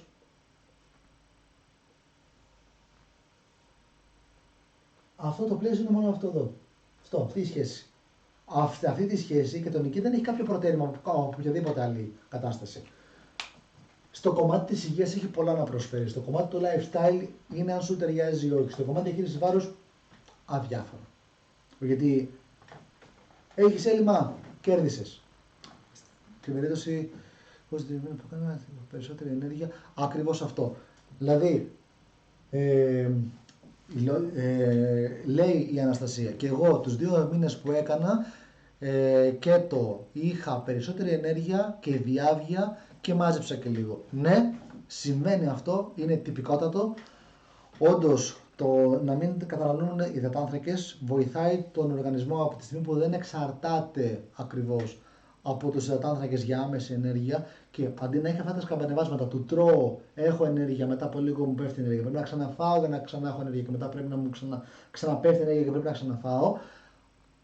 Χωρίς να τρώω υδατάνθρακες, κάπου αρχίζει και σταθεροποιείται όλο αυτό. Και εδώ πέρα είναι που έρχεται διάβγεια, γιατί λες ότι ξυπνάω το πρωί και έχω μία ένταση, είναι μεσημέρι και έχω μία ένταση, είναι 10 το βράδυ και έχω μία ένταση. Αυτό πραγματικά βοηθάει πάρα πολύ. Επίσης, πολύ σωστά όπως συνεχίζει η Αναστασία, βελτιώνεται άμεσα η ποιότητα δέρματος, η ποιότητα νυχιών, η ποιότητα μαλλιών. Βοηθάει πάρα πολύ στη λιγούρα αυτή η κατάσταση, οπότε άτομα τα οποία δυσκολεύονται στις διατροφές να διαχειριστούν τα γλυκά, βοηθάει γιατί μετά από ένα χρονικό διάστημα τα ίδια τα άτομα νιώθουν ότι όχι ακριβώς αποστροφή, αλλά νιώθουν μια απαξίωση προς τα γλυκά. Δεν τους ενδιαφέρουν πλέον όπως τους ενδιαφέραν πριν. Δεν τους κάνει μεγάλη διαφορά. Καταπιέζεται και η πείνα όλο μαζί. Είναι ένα πάρα πολύ δελεαστικό πακέτο για να δοκιμάσει κανείς μια κατατονική διατροφή. Αλλά για τη διαχείριση της βάρους, μόλις ικανοποιηθεί και αυτή η συνθήκη, συγχαρητήρια, κερδίσατε. Στα υπόλοιπα, θέμα καθαρά δικό σας. Να πάρουμε για αντιπαράδειγμα τη μεσογειακή διατροφή, η οποία είχε μελετηθεί περίπου το 60 ως η καλύτερη διατροφή που μπορείς να κάνεις. Έχει τη μεγαλύτερη ποικιλία, αναμφισβήτητα, έχει πολύ απ' όλα, έχει πολύ μεγάλες διακυμάνσεις μέσα στην εβδομάδα. Κάποιες μέρες θα φας κρέας, κάποιες μέρες θα φας όσπριο, κάποιες μέρες θα φας λαχανικό. Σε όλα αυτά είναι πάρα πολύ χρήσιμη. Το σημαντικότερο σε αυτό όμως είναι ότι το lifestyle μπορούμε να την υποστηρίξουμε γιατί ζούμε στην Ελλάδα, ζούμε στη Μεσόγειο. Αν πάω να διατηρήσει το συγκεκριμένο lifestyle στην Νορβηγία, όπου τρώνε κρέας φώκιας τηγανισμένο σε βούτυρο, δεν θα το καταφέρεις τόσο εύκολα.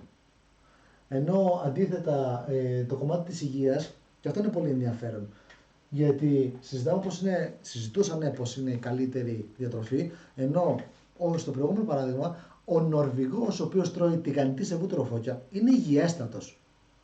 Οπότε ούτε το κομμάτι της υγείας είναι ιδιαίτερα απαιτητικό. Οπότε για μένα, περισσότερο στο κομμάτι του lifestyle είναι και η διατροφή η μεσογειακή.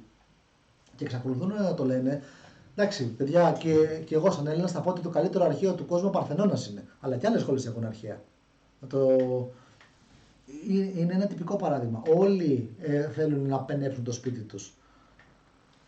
Και δεν έχουν ελαιόλαδο. Όπως ακριβώς δεν έχουν ελαιόλαδο, δεν έχουν τα δικά μας λαχανικά. Όμως αυτό το οποίο εμείς κερδίζουμε με την ποιότητα του ελαιόλαδου, εκείνοι το αναπληρώνουν με τα ψάρια που έχουν άφθονα και πιο φθηνά από τη δική μας αγορά, αλλά και πολύ καλής ποιότητας, αλλά και από τα λιπαρά που έρχονται από τα υπόλοιπα πράγματα που εμείς επίσης δεν έχουμε. Φάλαινα, φώκια, ακόμα και πιγκουίνο, το οποίο για μας είναι εξωτικά κρέατα, εκεί τα τρώνε καθημερινά.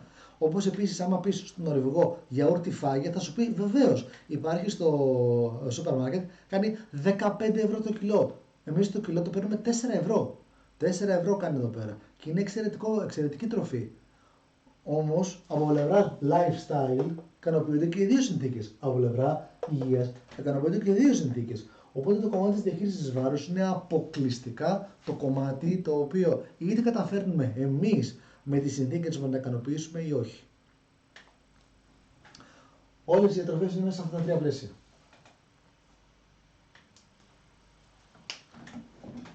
Άλλη απορία. Το να τρως τοπικά δεν είναι το πιο σωστό. Δεν μπορεί να τρώει το ίδιο κάποιος στην Ινδία, στην Αίγυπτο, στην Νορβηγία. Το κλίμα είναι εντελώς. Εδώ λοιπόν ανοίγουμε ένα πάρα πολύ μεγάλο ζήτημα, το οποίο έχει να κάνει αφενός με το πώς είναι γενετικά ρυθμισμένοι οι πληθυσμοί οι οποίοι ζουν σε συγκεκριμένα γεωγραφικά σημεία στον κόσμο, να είναι πιο κοντά στη διατροφική συνήθεια των παππούδων τους και των προπαππούδων τους και των συναφή, υπό την προϋπόθεση πως δεν είναι μετανάστες, έτσι. Αυτό γενικότερα έχει παρατηρηθεί και έχουν παρατηρηθεί δύο πράγματα. Ότι το πρώτο που έχει παρατηρηθεί είναι πως όσο το τοπικό είναι τόσο ισχυρό όσο και το ετήσιο. Δηλαδή, μάλλον το εποχιακό. Το τοπικό είναι τόσο ισχυρό όσο και το εποχιακό. Θέλουμε όσο καλοκαιριάζει να τρώμε λιγότερο λίπος και περισσότερο υδατάνθρακα, περισσότερα φρούτα, περισσότερο τροφές οι οποίες να μας φαίνονται πιο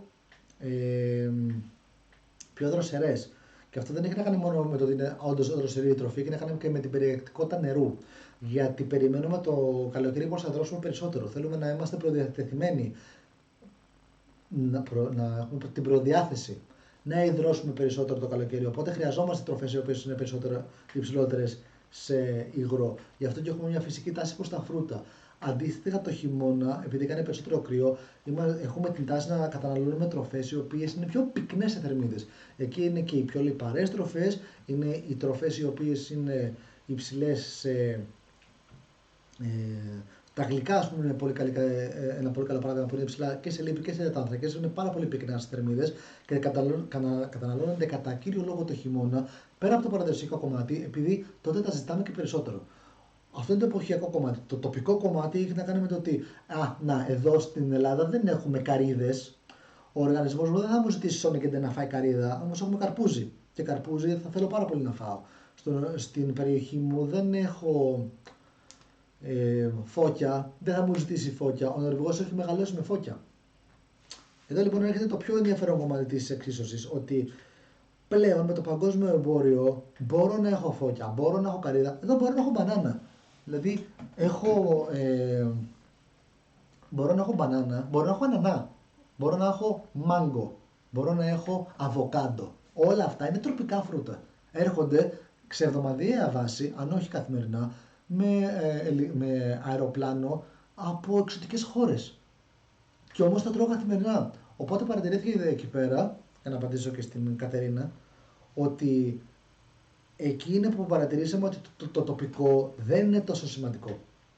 Όχι σαν πρώτη λειτουργία. Το πρώτο που μας ενδιαφέρει με το τοπικό, με το τι τρώμε γενικότερα, όταν λέω τοπικό εννοώ με το εγγύς μας περιβάλλον, γιατί είμαστε στην ίδια χώρα, Ελλάδα, στην Αθήνα και στη Θεσσαλονίκη και στην Κρήτη, αλλά έχουμε διαφορετικά διατροφικά συνήθεια σε αυτές τις τρεις πόλεις. Οπότε το τοπικό είναι πάρα πολύ ευαίσθητο. Και όσο πιο στενά πας, δηλαδή είμαι στην Αθήνα, είμαι στα βόρεια προάστια, είμαι στα νότια προάστια.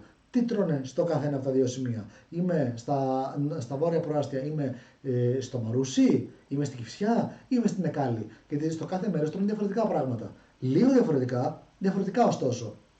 Οπότε εκεί πέρα είναι αυτό που λέει η Κατερίνα. Έχει να κάνει με τη λειτουργία του εντέρου. Και όχι με τη λειτουργία του εντέρου αυτού καθεαυτού, όσο του μικροβιώματος του εντέρου. Δηλαδή το σύνολο των μικροοργανισμών που φυσικά ζουν στο εντερό μας, που συνυπάρχουν μαζί μας, μάλιστα μας βοηθάνε να πέψουμε κάποιες τροφές που εμείς δεν είμαστε ικανοί να πέψουμε. Και μας αφήνουν στο μεταβολισμό των τροφών αυτών κάποια σωματίδια, κάποιες τροφές, τις οποίες εμείς μπορούμε πλέον να τις καταναλώσουμε για όφελος της υγείας μας και όφελος της επιβίωσής μας. Οπότε πλέον έχει αρχίσει όλο το μικροβίωμα να θεωρείται όργανο. Αυτή η μάζα που δυναμικά αλλάζει μεταξύ των διαφορετικών τροφών που τρώμε για μεγάλο χρονικό διάστημα, αυτό είναι που μας κάνει και τη διαφορά. Είναι ότι αν εγώ έχω συνηθίσει και τρώω όντως Κατερίνα είναι Κυριακή. Αν εγώ έχω συνηθίσει να τρώω ας πούμε αυγά, και αυτό για μένα είναι ένα πολύ καλό παράδειγμα. Εγώ τρώω 4 αυγά κάθε μέρα. Κάθε πρωί τηγανίζω σε ελάχιστο ελαιόλαδο 4 ολόκληρα αυγά. Από τη στιγμή που το έχω εδραιώσει αυτό σαν συνήθεια, περίπου μέσα σε ένα τρίμηνο, σε αυτή την τροφή που την έχω σε τέτοια συχνότητα, το μικροβίωμα του εντέρου μου προσαρμόζεται και μπορεί μετά από ένα σημείο να περιμένει να ρυθμιστεί το σύνολο του πληθυσμού προς ο Κωνσταντίνος τρέφεται με αυγά. Εάν αυτό είναι τροφές οι οποίες χρειάζεται μεγαλύτερη ποσότητα πληθυσμού Χ και λιγότερη ποσότητα πληθυσμού Ψ, αυτές οι ποσότητες δυναμικά οι μεν ανθίζουν και οι δε φθήνουν και έτσι ρυθμίζεται το συνολικό ποσό του μικροβιώματος προς μία κατεύθυνση και λιγότερο προς μία άλλη. Τώρα, το σύνολο των τροφών που εγώ καταναλώνω διαμορφώνει το σύνολο του μικροβιώματός μου. Και εκεί πέρα συζητάμε για το εάν η εικόνα των αιματολογικών μου στο πλαίσιο της υγείας συνάδει με καλή υγεία λόγω των τροφών που έχω, εκεί πέρα έχω εύρυθμη λειτουργία εντέρου και μικροβιώματος. Διαφορετικά, εάν τρώω κάποιες τροφές ή έχω μόλις εισάγει νέες τροφές για οποιοδήποτε λόγο στη διατροφή μου Εκεί είναι αυτό που βιώνω αυτό που ονομάζεται δυσβίωση. Δηλαδή, μέσα σε όλο αυτό, ας πούμε, στο παράδειγμα το δικό μου, εγώ τρώω ελάχιστα όσπρια. Δεν τα συμπαθώ ιδιαίτερα. Αφενός για την προετοιμασία που χρειάζονται, πρέπει να τα μουλιάσω σε νερό, πρέπει να τα βράσω 2 φορές, πρέπει να τα βράσω σε χαμηλή φωτιά για αρκετή ώρα για να μου δώσουν πράγματα τα οποία σε χαμηλές ποσότητες που μπορώ να πάρω από άλλες τροφές σε σαφώς καλύτερη ποσότητα και καλύτερη βιοδιαθεσιμότητα, δηλαδή να είναι πιο συμβατά με τον οργανισμό τον δικό μου. Το οποίο σημαίνει ότι εγώ πρέπει να περάσω μέσα από πάρα πολλά εμπόδια για να φάμε τροφή. Γενικά δεν είμαι φίλος αυτή τη διαδικασία, οπότε και δεν προτιμώ τα όσπρια. Εάν εισάγω ξαφνικά καθημερινά έστω μία μικρή ποσότητα οσπρίων για την υπόλοιπη ζωή μου, τον πρώτο καιρό το μικροβίωμά μου μέχρι να προσαρμοστεί σε αυτή την κατάσταση θα στρεσαριστεί. Γιατί δεν έχω ακόμα σε επαρκή πληθυσμό τους μικροοργανισμούς οι οποίοι θα με βοηθήσουν να πέψω τα όσπρια. Οπότε μέχρι να γίνει αυτή η αλλαγή, μέχρι να αρχίσουν να αυξάνονται οι μικροοργανισμοί που θα με βοηθήσουν να πέψω τα όσπρια, θα νιώθω εγώ πρίξιμο, βάρος, μπορώ να έχω αέρια και γενικότερα θα νιώθω μια αποστροφή προς τα όσπρια. Ή με οποιαδήποτε άλλη τροφή θα εισήγαγα. Αυτό θα εξομαλυνθεί. Αυτό θα εξομαλυνθεί σε όλες τις περιπτώσεις. Αλλά χρειάζεται χρόνο. Το παράδειγμα των 3 μηνών δεν είναι τυχαίο, γιατί χρειάζεται τουλάχιστον 1 μήνας για να μπορέσουμε να αποφανθούμε εάν το μικροβίωμα του εντέρου αρχίζει να δείχνει την τάση ότι προσαρμόζεται, ενώ διαφορετικά δεν θα υπάρχει και η πιθανότητα να μην προσαρμοστεί ποτέ. Και εκεί πέρα μπορούμε να πούμε με βεβαιότητα ότι με αυτό το τρόφιμο δεν τα πάω καλά. Αν όμως συνεχίσουμε και περάσουμε το μήνα και δούμε ότι αρχίζουν και μειώνονται, υποχωρούν τα συμπτώματα του πριξίματος, του βάρους των αερίων και μπορούμε σιγά σιγά και το χωνεύουμε όλο και καλύτερα, τότε ναι, και αρχίζει το μικροβίωμα και ρυθμίζεται προς την ύπαρξη της συγκεκριμένης τροφής σταθερά μέσα στο διατροφολόγιό μου. Οπότε εκεί είναι το σημαντικό, δηλαδή το τοπικό γενικά έχει καταρριφθεί. Αυτό όμως που παρατηρείται πολύ συχνά είναι ότι μπορεί να πάμε διακοπές στο εξωτερικό. Αυτό που βίωνα πάρα πολύ όσο σπούδαζα στο Λονδίνο είναι ότι ήμουν στο Λονδίνο για καιρό, για μήνες κατά σειρά. Επέστρεφα στην Ελλάδα, στο γνωστό μου κλίμα, στο γνωστό μου διαιτολόγιο, στη γνωστή μαγειρική της μαμάς μου. Yay! Κι όμως είχα πρίξιμο. Και δεν μπορούσα να καταλάβω γιατί. Ένιωθα κούραση μετά από κάθε γεύμα, ένιωθα διάθεση για ύπνο μετά από κάθε γεύμα. Και αυτό ήταν διότι το σώμα μου κατέβαλε περισσότερο αγώνα, περισσότερη εργασία μέχρι να καταφέρω να χωνέψω την ήδη γνώριμη τροφή. Γιατί είχα προσαρμοστεί σε αυτά που μαγείρευα εγώ στην Αγγλία. Τα οποία δεν διέφεραν πολύ από τουλάχιστον ποιοτικά σαν κατηγορίες τροφών από αυτά που έτρωγα στο σπίτι, όμως δεν είναι η ίδια τροφή και δεν μαγειρεύτηκε με τον ίδιο τρόπο. Γιατί διαφορετικά μαγειρεύω εγώ και διαφορετικά μαγειρεύει η μαμά. Οπότε κάθε φορά που ερχόμουν για διακοπές από την Αγγλία το βίωνα αυτό. Και για τις 15 μέρες που ήμουν για τις διακοπές εδώ πέρα, μέχρι να αρχίσω να έρχομαι πάλι σιγά σιγά στο να έχω να προσαρμοστεί το μικροβίωμά μου στις συνήθειες, ξαναγυρνούσα. Οπότε ποτέ μου δεν προλάβαινα να ευχαριστηθώ καλά διακοπές. Με τη συγκεκριμένη συχνότητα. Με μια συχνότητα η οποία είναι ικανή να πείσει το μικροβίωμα πως δεν είναι κάτι το οποίο είναι μία φορά. Γιατί το μία φορά μπορεί να μην σημαίνει και τίποτα. Δηλαδή, ας πούμε ότι νομίζω πως το ελάχιστο που μπορούμε να κάνουμε σε συχνότητα ευγένεια για την εισαγωγή μιας νέας τροφής είναι πάνω στην εβδομάδα. Νομίζω ότι αρκεί η εβδομαδιαία συχνότητα, μία φορά είναι το ελάχιστο. Νομίζω πως τη μία φορά μπορεί και να μην προλάβει το μικροβίωμα. Γι' αυτό θα έλεγα 2 φορές. Γιατί άμα το χωρίσεις σαν μια Τετάρτη και μια Κυριακή, ας πούμε, κάθε 3 με 4 μέρες έχει επανάληψη το συγκεκριμένο τρόφιμο. Οπότε το μικροβίωμα προλαβαίνει να προσαρμοστεί. Και αυτό περισσότερο έχει να κάνει με τον χρόνο χώνευσης του κάθε τροφίμου. Για παράδειγμα, τα όσπρια που είναι πάρα πολύ πυκνά σε ίνες, χρειάζονται από 24 μέχρι 48 ώρες να χωνευτούν. Το οποίο σημαίνει ότι από τη στιγμή που φάω εγώ μία ποσότητα οσπρίων τώρα, θα παραμείνουν στο σώμα μου για τουλάχιστον 1 με 2 μέρες. Με τη 1 με 2 μέρες το μικροβίωμα εγκληματίζεται με τη συγκεκριμένη τροφή. Όλο και περισσότερο. Όλο και περισσότερο. Που σημαίνει ότι όσο περισσότερο καταναλώνω εγώ όσπρια, τόσο αρχίζει να προσαρμόζεται. Εάν έχω πάρα πολύ μεγάλη συχνότητα, μάλλον πάρα πολύ μικρή συχνότητα και το τρώω μία φορά την εβδομάδα, μετά τις 48 ώρες που είναι περίπου το μέγιστο, μπορεί να πάει και 72 ώρες. Το παίρνω κατά μέση περίπτωση, στις 24 με 48 ώρες. Μετά από αυτό, σταματάνε να είναι μέσα στο μικροβίωμα, άρα, δηλαδή μέσα στο έντερο. Οπότε οι μικροοργανισμοί οι οποίοι τρώνε από το συγκεκριμένο έντερο δεν έχουν ούτε ακριβώς να φάνε, άρα δεν είναι χρήσιμοι για το μικροβίωμα, αρχίζουν και φθήνουν από μόνοι τους, μειώνονται. Οπότε λες ότι βάσει της συγκεκριμένης τροφής που εισάγω είναι και η συχνότητα. Το κρέας, ας πούμε, που έχει πάρα πολύ μικρό παράθυρο για το πόσο παραμένει στο σώμα, είναι περίπου 4 με άντε 12 ώρες. Το οποίο σημαίνει πως για να μάθω το σώμα μου να τρέφεται πιο τακτικά με κόκκινο κρέας, ας πούμε, που είναι και δύσκολο,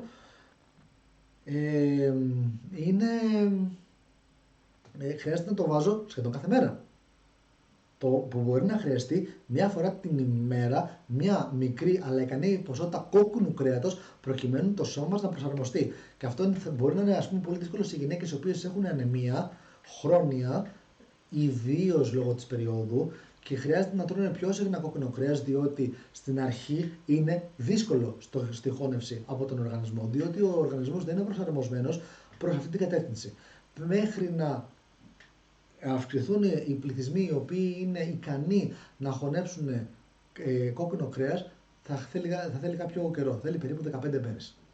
Για να δούμε ότι στην περίπτωση του κρέατος, αλλά περίπου ένα μήνα στην περίπτωση των οσπρίων. Γιατί είναι διαφορετικές τροφές, άρα χρειάζονται διαφορετικές ταχύτητες. Αν δεν τρώμε όσπρια, αλλά μας πίζουν τα γαλακτοκομικά, αν εντάξουμε γαλακτοκομικά θα προσαρμοστεί το μικροβίωμα. Στο κομμάτι των γαλακτοκομικών επιστρέφεται ένας παράγοντας επιπλέον, το οποίο είναι η δυσανεξία στη λακτόζη. Και εκεί πέρα είναι από μόνο του λίγο ζήτημα. Θα απαντήσω πρώτα στην υπόθεση ότι παίρνουμε γαλακτοκομικά που έχουν πολύ χαμηλή λακτόζη ή είναι ελεύθερα λακτόζης για να αποκλείσουμε το κομμάτι της δυσανεξίας. Όπως και όλα τα υπόλοιπα φαγητά, ναι, σιγά σιγά το μικροβίωμα θα προσαρμοστεί προς τα γαλακτοκομικά. Με ταχύτητα η οποία είναι χαρακτηριστική των γαλακτοκομικών, τα οποία είναι περισσότερο του κρέατος, είναι περίπου 12 με 24 ώρες. Γιατί τυπικά αυτό που γίνεται είναι ότι ξεκινάμε από, ας πούμε, γάλα που καταναλώνει ο περισσότερος κόσμος. Το γάλα θα γίνει γιαούρτι στο στομάχι και από γιαούρτι θα γίνει τυρί στο έντερο. Όλη αυτή η διαδικασία παίρνει χρόνο και μετά θα πρέπει να αρχίσει να αποδομείται σαν τυρί πλέον στο έντερο, το οποίο θέλει περίπου 12 με 24 ώρες για να αποδομηθεί. Αν είχαμε κατευθείαν τυρί, μειώνουμε λίγο το συγκεκριμένο χρόνο, γιατί δεν έχουμε το κόστος της μετάβασης από γάλα σε γιαούρτι και από γιαούρτι σε τυρί. Το ίδιο και το γιαούρτι, αν το φάμε θα χρειαστεί κάποια ώρα για να γίνει τυρί και το καθεξής. Ναι, θα προσαρμοστεί. Τώρα, εάν έχουμε όμως πρόβλημα δυσανεξίας, δεν υπάρχει περίπτωση καμία να μπορέσει το σώμα να την ξεπεράσει, γιατί αυτό είναι αντίδραση του βλενογόνου του εντέρου απέναντι σε κάποιες ουσίες. Ακόμα και αν καταφέρουμε να αυξήσουμε τους μικροοργανισμούς σε σημείο να καταναλώνεται όλη η συγκεκριμένη τροφή ή καταναλώνουμε μικρότερη τροφή μόνο και μόνο για αυτόν τον λόγο, δεν νομίζω πως θα καταφέρουμε να δούμε ικανή αλλαγή. Γιατί το πρώτο είναι ότι ο ίδιος ο βλενογόνος, δηλαδή από τον εντερικό σωλήνα, το κομμάτι που είναι μέσα, το οποίο ακριβώς επάνω είναι το μικροβίωμα, αλλά έρχεται τροφή, λιώνει, την τρώει το μικροβίωμα και έπειτα πηγαίνει στο βλενογόνο για να απορροφηθεί και να μπει μέσα στο αίμα, ο βλενογόνος κλωτσάει, δεν το θέλει. Για οποιοδήποτε λόγο έχουμε μια αποστροφή από τη συγκεκριμένη τροφή, δεν θα μπορέσουμε να τη φάμε. Νωρίτερα είχες ρωτήσει για το αλκοόλ. Το αλκοόλ είναι μια πονεμένη ιστορία. Γιατί το αλκοόλ, θα πρέπει να σβήσω πάλι, το αλκοόλ έχει θερμίδες λίπους και συμπεριφέρεται σαν υδατάνθρακας. Και αυτό μας δημιουργεί κάποια προβλήματα. Πάμε τώρα να δούμε με το αλκοόλ τι γίνεται. Θα γυρίσω μια στιγμή για να δω ποια ήταν ακριβώς η ερώτησή σου περί αλκοόλ και θα σου πω. Λοιπόν, η ερώτηση περί αλκοόλ ήταν: είναι οι ίδιες οι θερμίδες του αλκοόλ με τις υπόλοιπες? Όχι, δεν είναι. Νίκη, βλέπω πως κλαις. Κλαις για το αλκοόλ ή κλαις για τα γαλακτοκομικά? Διευκρίνησέ μου, γιατί έχω λίγη ώρα ακόμα για να απαντήσω. Λοιπόν, πάμε να δούμε τις θερμίδες. Κιλοκάλ ανά γραμμάριο ουσίας. Έχουμε και λέμε. Έχουμε οι υδατάνθρακες, έχουν 4 θερμίδες ανά γραμμάριο. Οι πρωτεΐνες έχουν επίσης 4 θερμίδες ανά γραμμάριο. Το αφήνω κενό επίτηδες. Τα λίπη έχουν 9 θερμίδες ανά γραμμάριο. Το αλκοόλ έχει 7 θερμίδες ανά γραμμάριο. Εδώ είναι και το ζήτημα της όλης υπόθεσης. Ότι με το αλκοόλ, θα το δούμε ως εξής. Ας πούμε ότι κάνω μια πολύ μεγάλη γαβάθα σαλάτα για το βραδινό μου, γιατί την έχω έτσι πολύ διάθεση.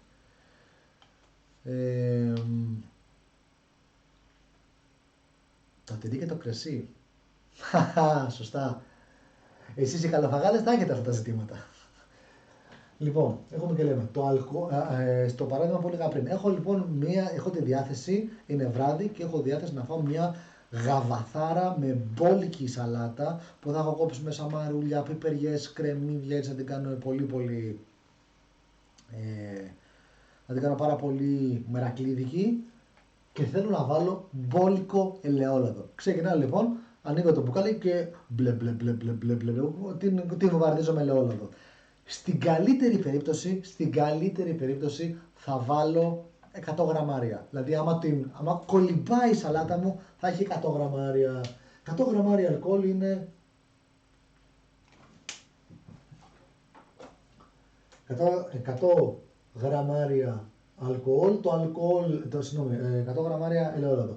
Το ελαιόλαδο έχει περίπου 89 θερμίδες που είναι ακριβώς από λίπη. Επί 9 μου βγάζει 9, 91, μου βγάζει 891 θερμίδες. Άρα πολύ ωραία. Με 100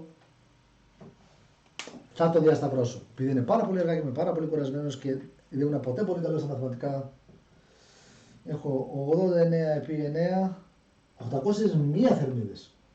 Μάλιστα. Είναι λοιπόν 800 θερμίδες τις οποίες βάζουμε στη σαλάτα μας. Και λες, εντάξει, έχω βάλει 800 θερμίδες. Πέρα από όλο το πολύ που θα πάμε στη σαλάτα. Τις θερμίδες αυτές όμως, ακόμα και αν τις κυνηγήσεις, μάλλον εκτός και αν τις κυνηγήσεις με ψωμί, με βούτα στο τέλος, κατά πάσα πιθανότητα δεν θα τις φας. Που είναι εντάξει. Αυτό είναι τώρα ένα παράδειγμα. Έχω μια σχετικώς πακετική σαλάτα. Και είναι και πραγματικά πάρα πολύ ακραίο παράδειγμα, γιατί κατά μέσο όρο μέχρι 30, άντε 50 ml θα βάλουμε. Το οποίο σημαίνει πως είναι μισές θερμίδες από αυτές, στη χειρότερη περίπτωση. Πάμε τώρα να δούμε όμως το σενάριο του αλκοόλ. Θα βγω έξω.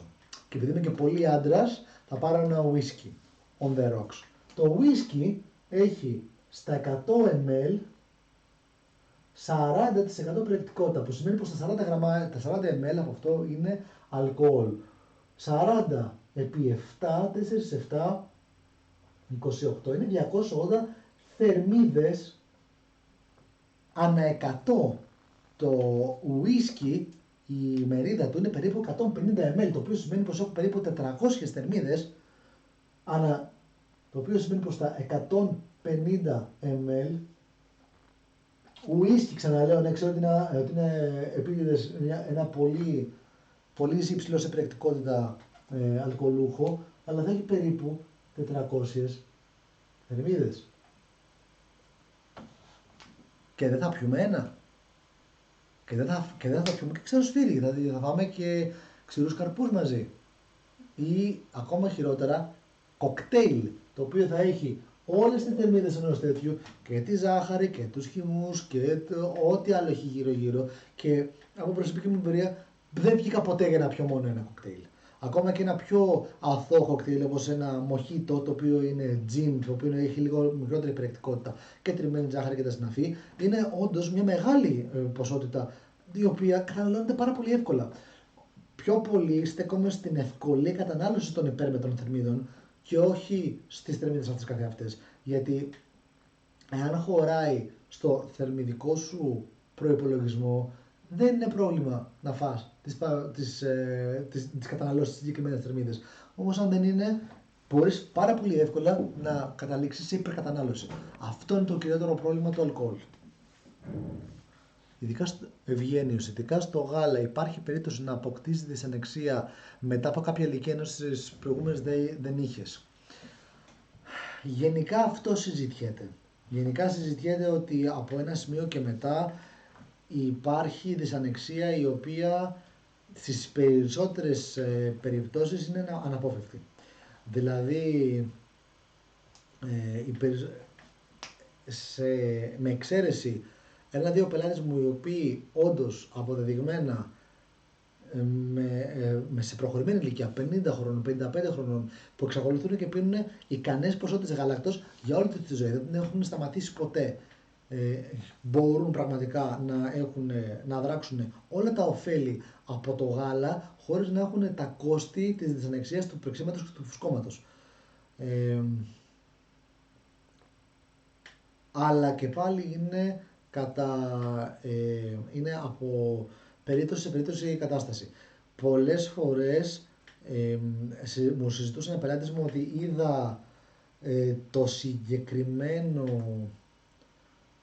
προϊόν το οποίο έχει τους λακτοβάκυλους και τους ασιδόφιλους πληθυσμούς οι οποίοι βοηθάνε, ναι, βοηθάνε μέχρι σε ένα σημείο. Αναφέρομαι σε προϊόντα τα οποία είναι φτιαγμένα με τρόπο ειδικό ώστε να επηρεάσουν το μικροβίωμα του εντέρου για να μπορέσεις να καταναλώσεις την αγαπημένη σου τροφή με μικρότερο κόστος. Όμως είναι κάτι το παραδικό, διότι αυτοί οι οργανισμοί δεν μπορούν πλέον να διατηρηθούν στο έντερο για οποιοδήποτε λόγο. Οπότε είναι ένας από τους λόγους που δημιουργείται δυσανεξία.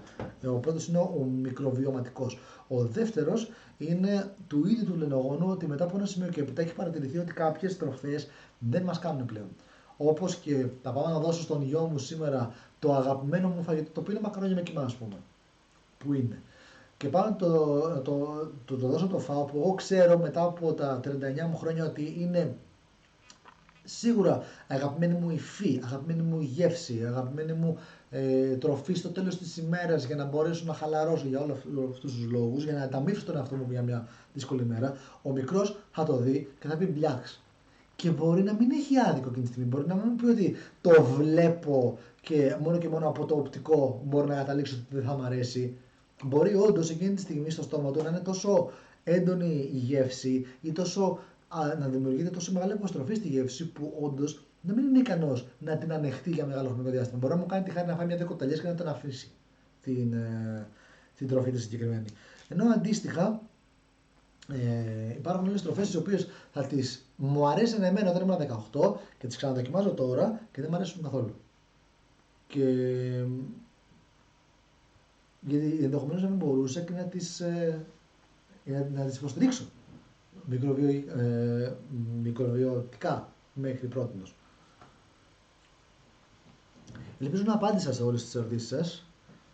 Κάπου εδώ φτάνουμε στο τέλος. Ευαγγελία μου, καλησπέρα. Λυπάμαι που ήρθες προς το τέλος. Θέλω να σας ευχαριστήσω όλους σας πάρα πολύ για την παρέα σας στο πρώτο live. Θα προσπαθήσω να το καθιερώσω αυτό. Το 9-11 μου αρέσει. Δεν ξέρω αν είναι καλή ημέρα για όλους το Παρασκευή, γιατί ξέρω ότι πολλοί κόσμος βγαίνει, εγώ δεν είμαι από αυτούς. Παρ' όλα αυτά, εάν δεν ευδοκιμήσει το Παρασκευή, θα το μεταφέρω κάποια άλλη ημέρα. Αυτό το βίντεο θα φροντίζω να το ανεβάσω στο YouTube του Holistic Wellness. Η Αναστασία μου λέει ότι όλο αυτό θα υπάρχει και σαν live κάπου στο Instagram. Εάν υπάρχει θα το αφήσω, αλλά θα το ανεβάσω και στο YouTube να υπάρχει για εσάς τα μέλη. Θα σας δώσω σε όλους σας το link για να το δείτε από την αρχή μέχρι το τέλος και θα είμαστε από εδώ και πέρα μαζί, τουλάχιστον μια φορά την εβδομάδα. Το επόμενο θέμα μπορεί να μην είναι πάλι διατροφή. Θα κάνουμε ένα poll, θα το ανεβάσουμε στη ιστορία στο Instagram, όπου θα έχουμε πάλι διατροφή, θα έχουμε γυμναστική, είτε δική μου, είτε γιόγκα, είτε πιλάτες, είτε οποιοδήποτε από τα άλλα κόμματα τα οποία συνηθίζουμε να ασχολούμαστε τουλάχιστον στο χώρο μας, και βάσει αυτού θα επεκταθούμε και στα υπόλοιπα. Σας ευχαριστώ πάρα πολύ για την παρέα. Σας χαιρετώ. Καλό σας βράδυ. Να είστε καλά. Θα είμαστε σε επαφή. Φιλιά πολλά.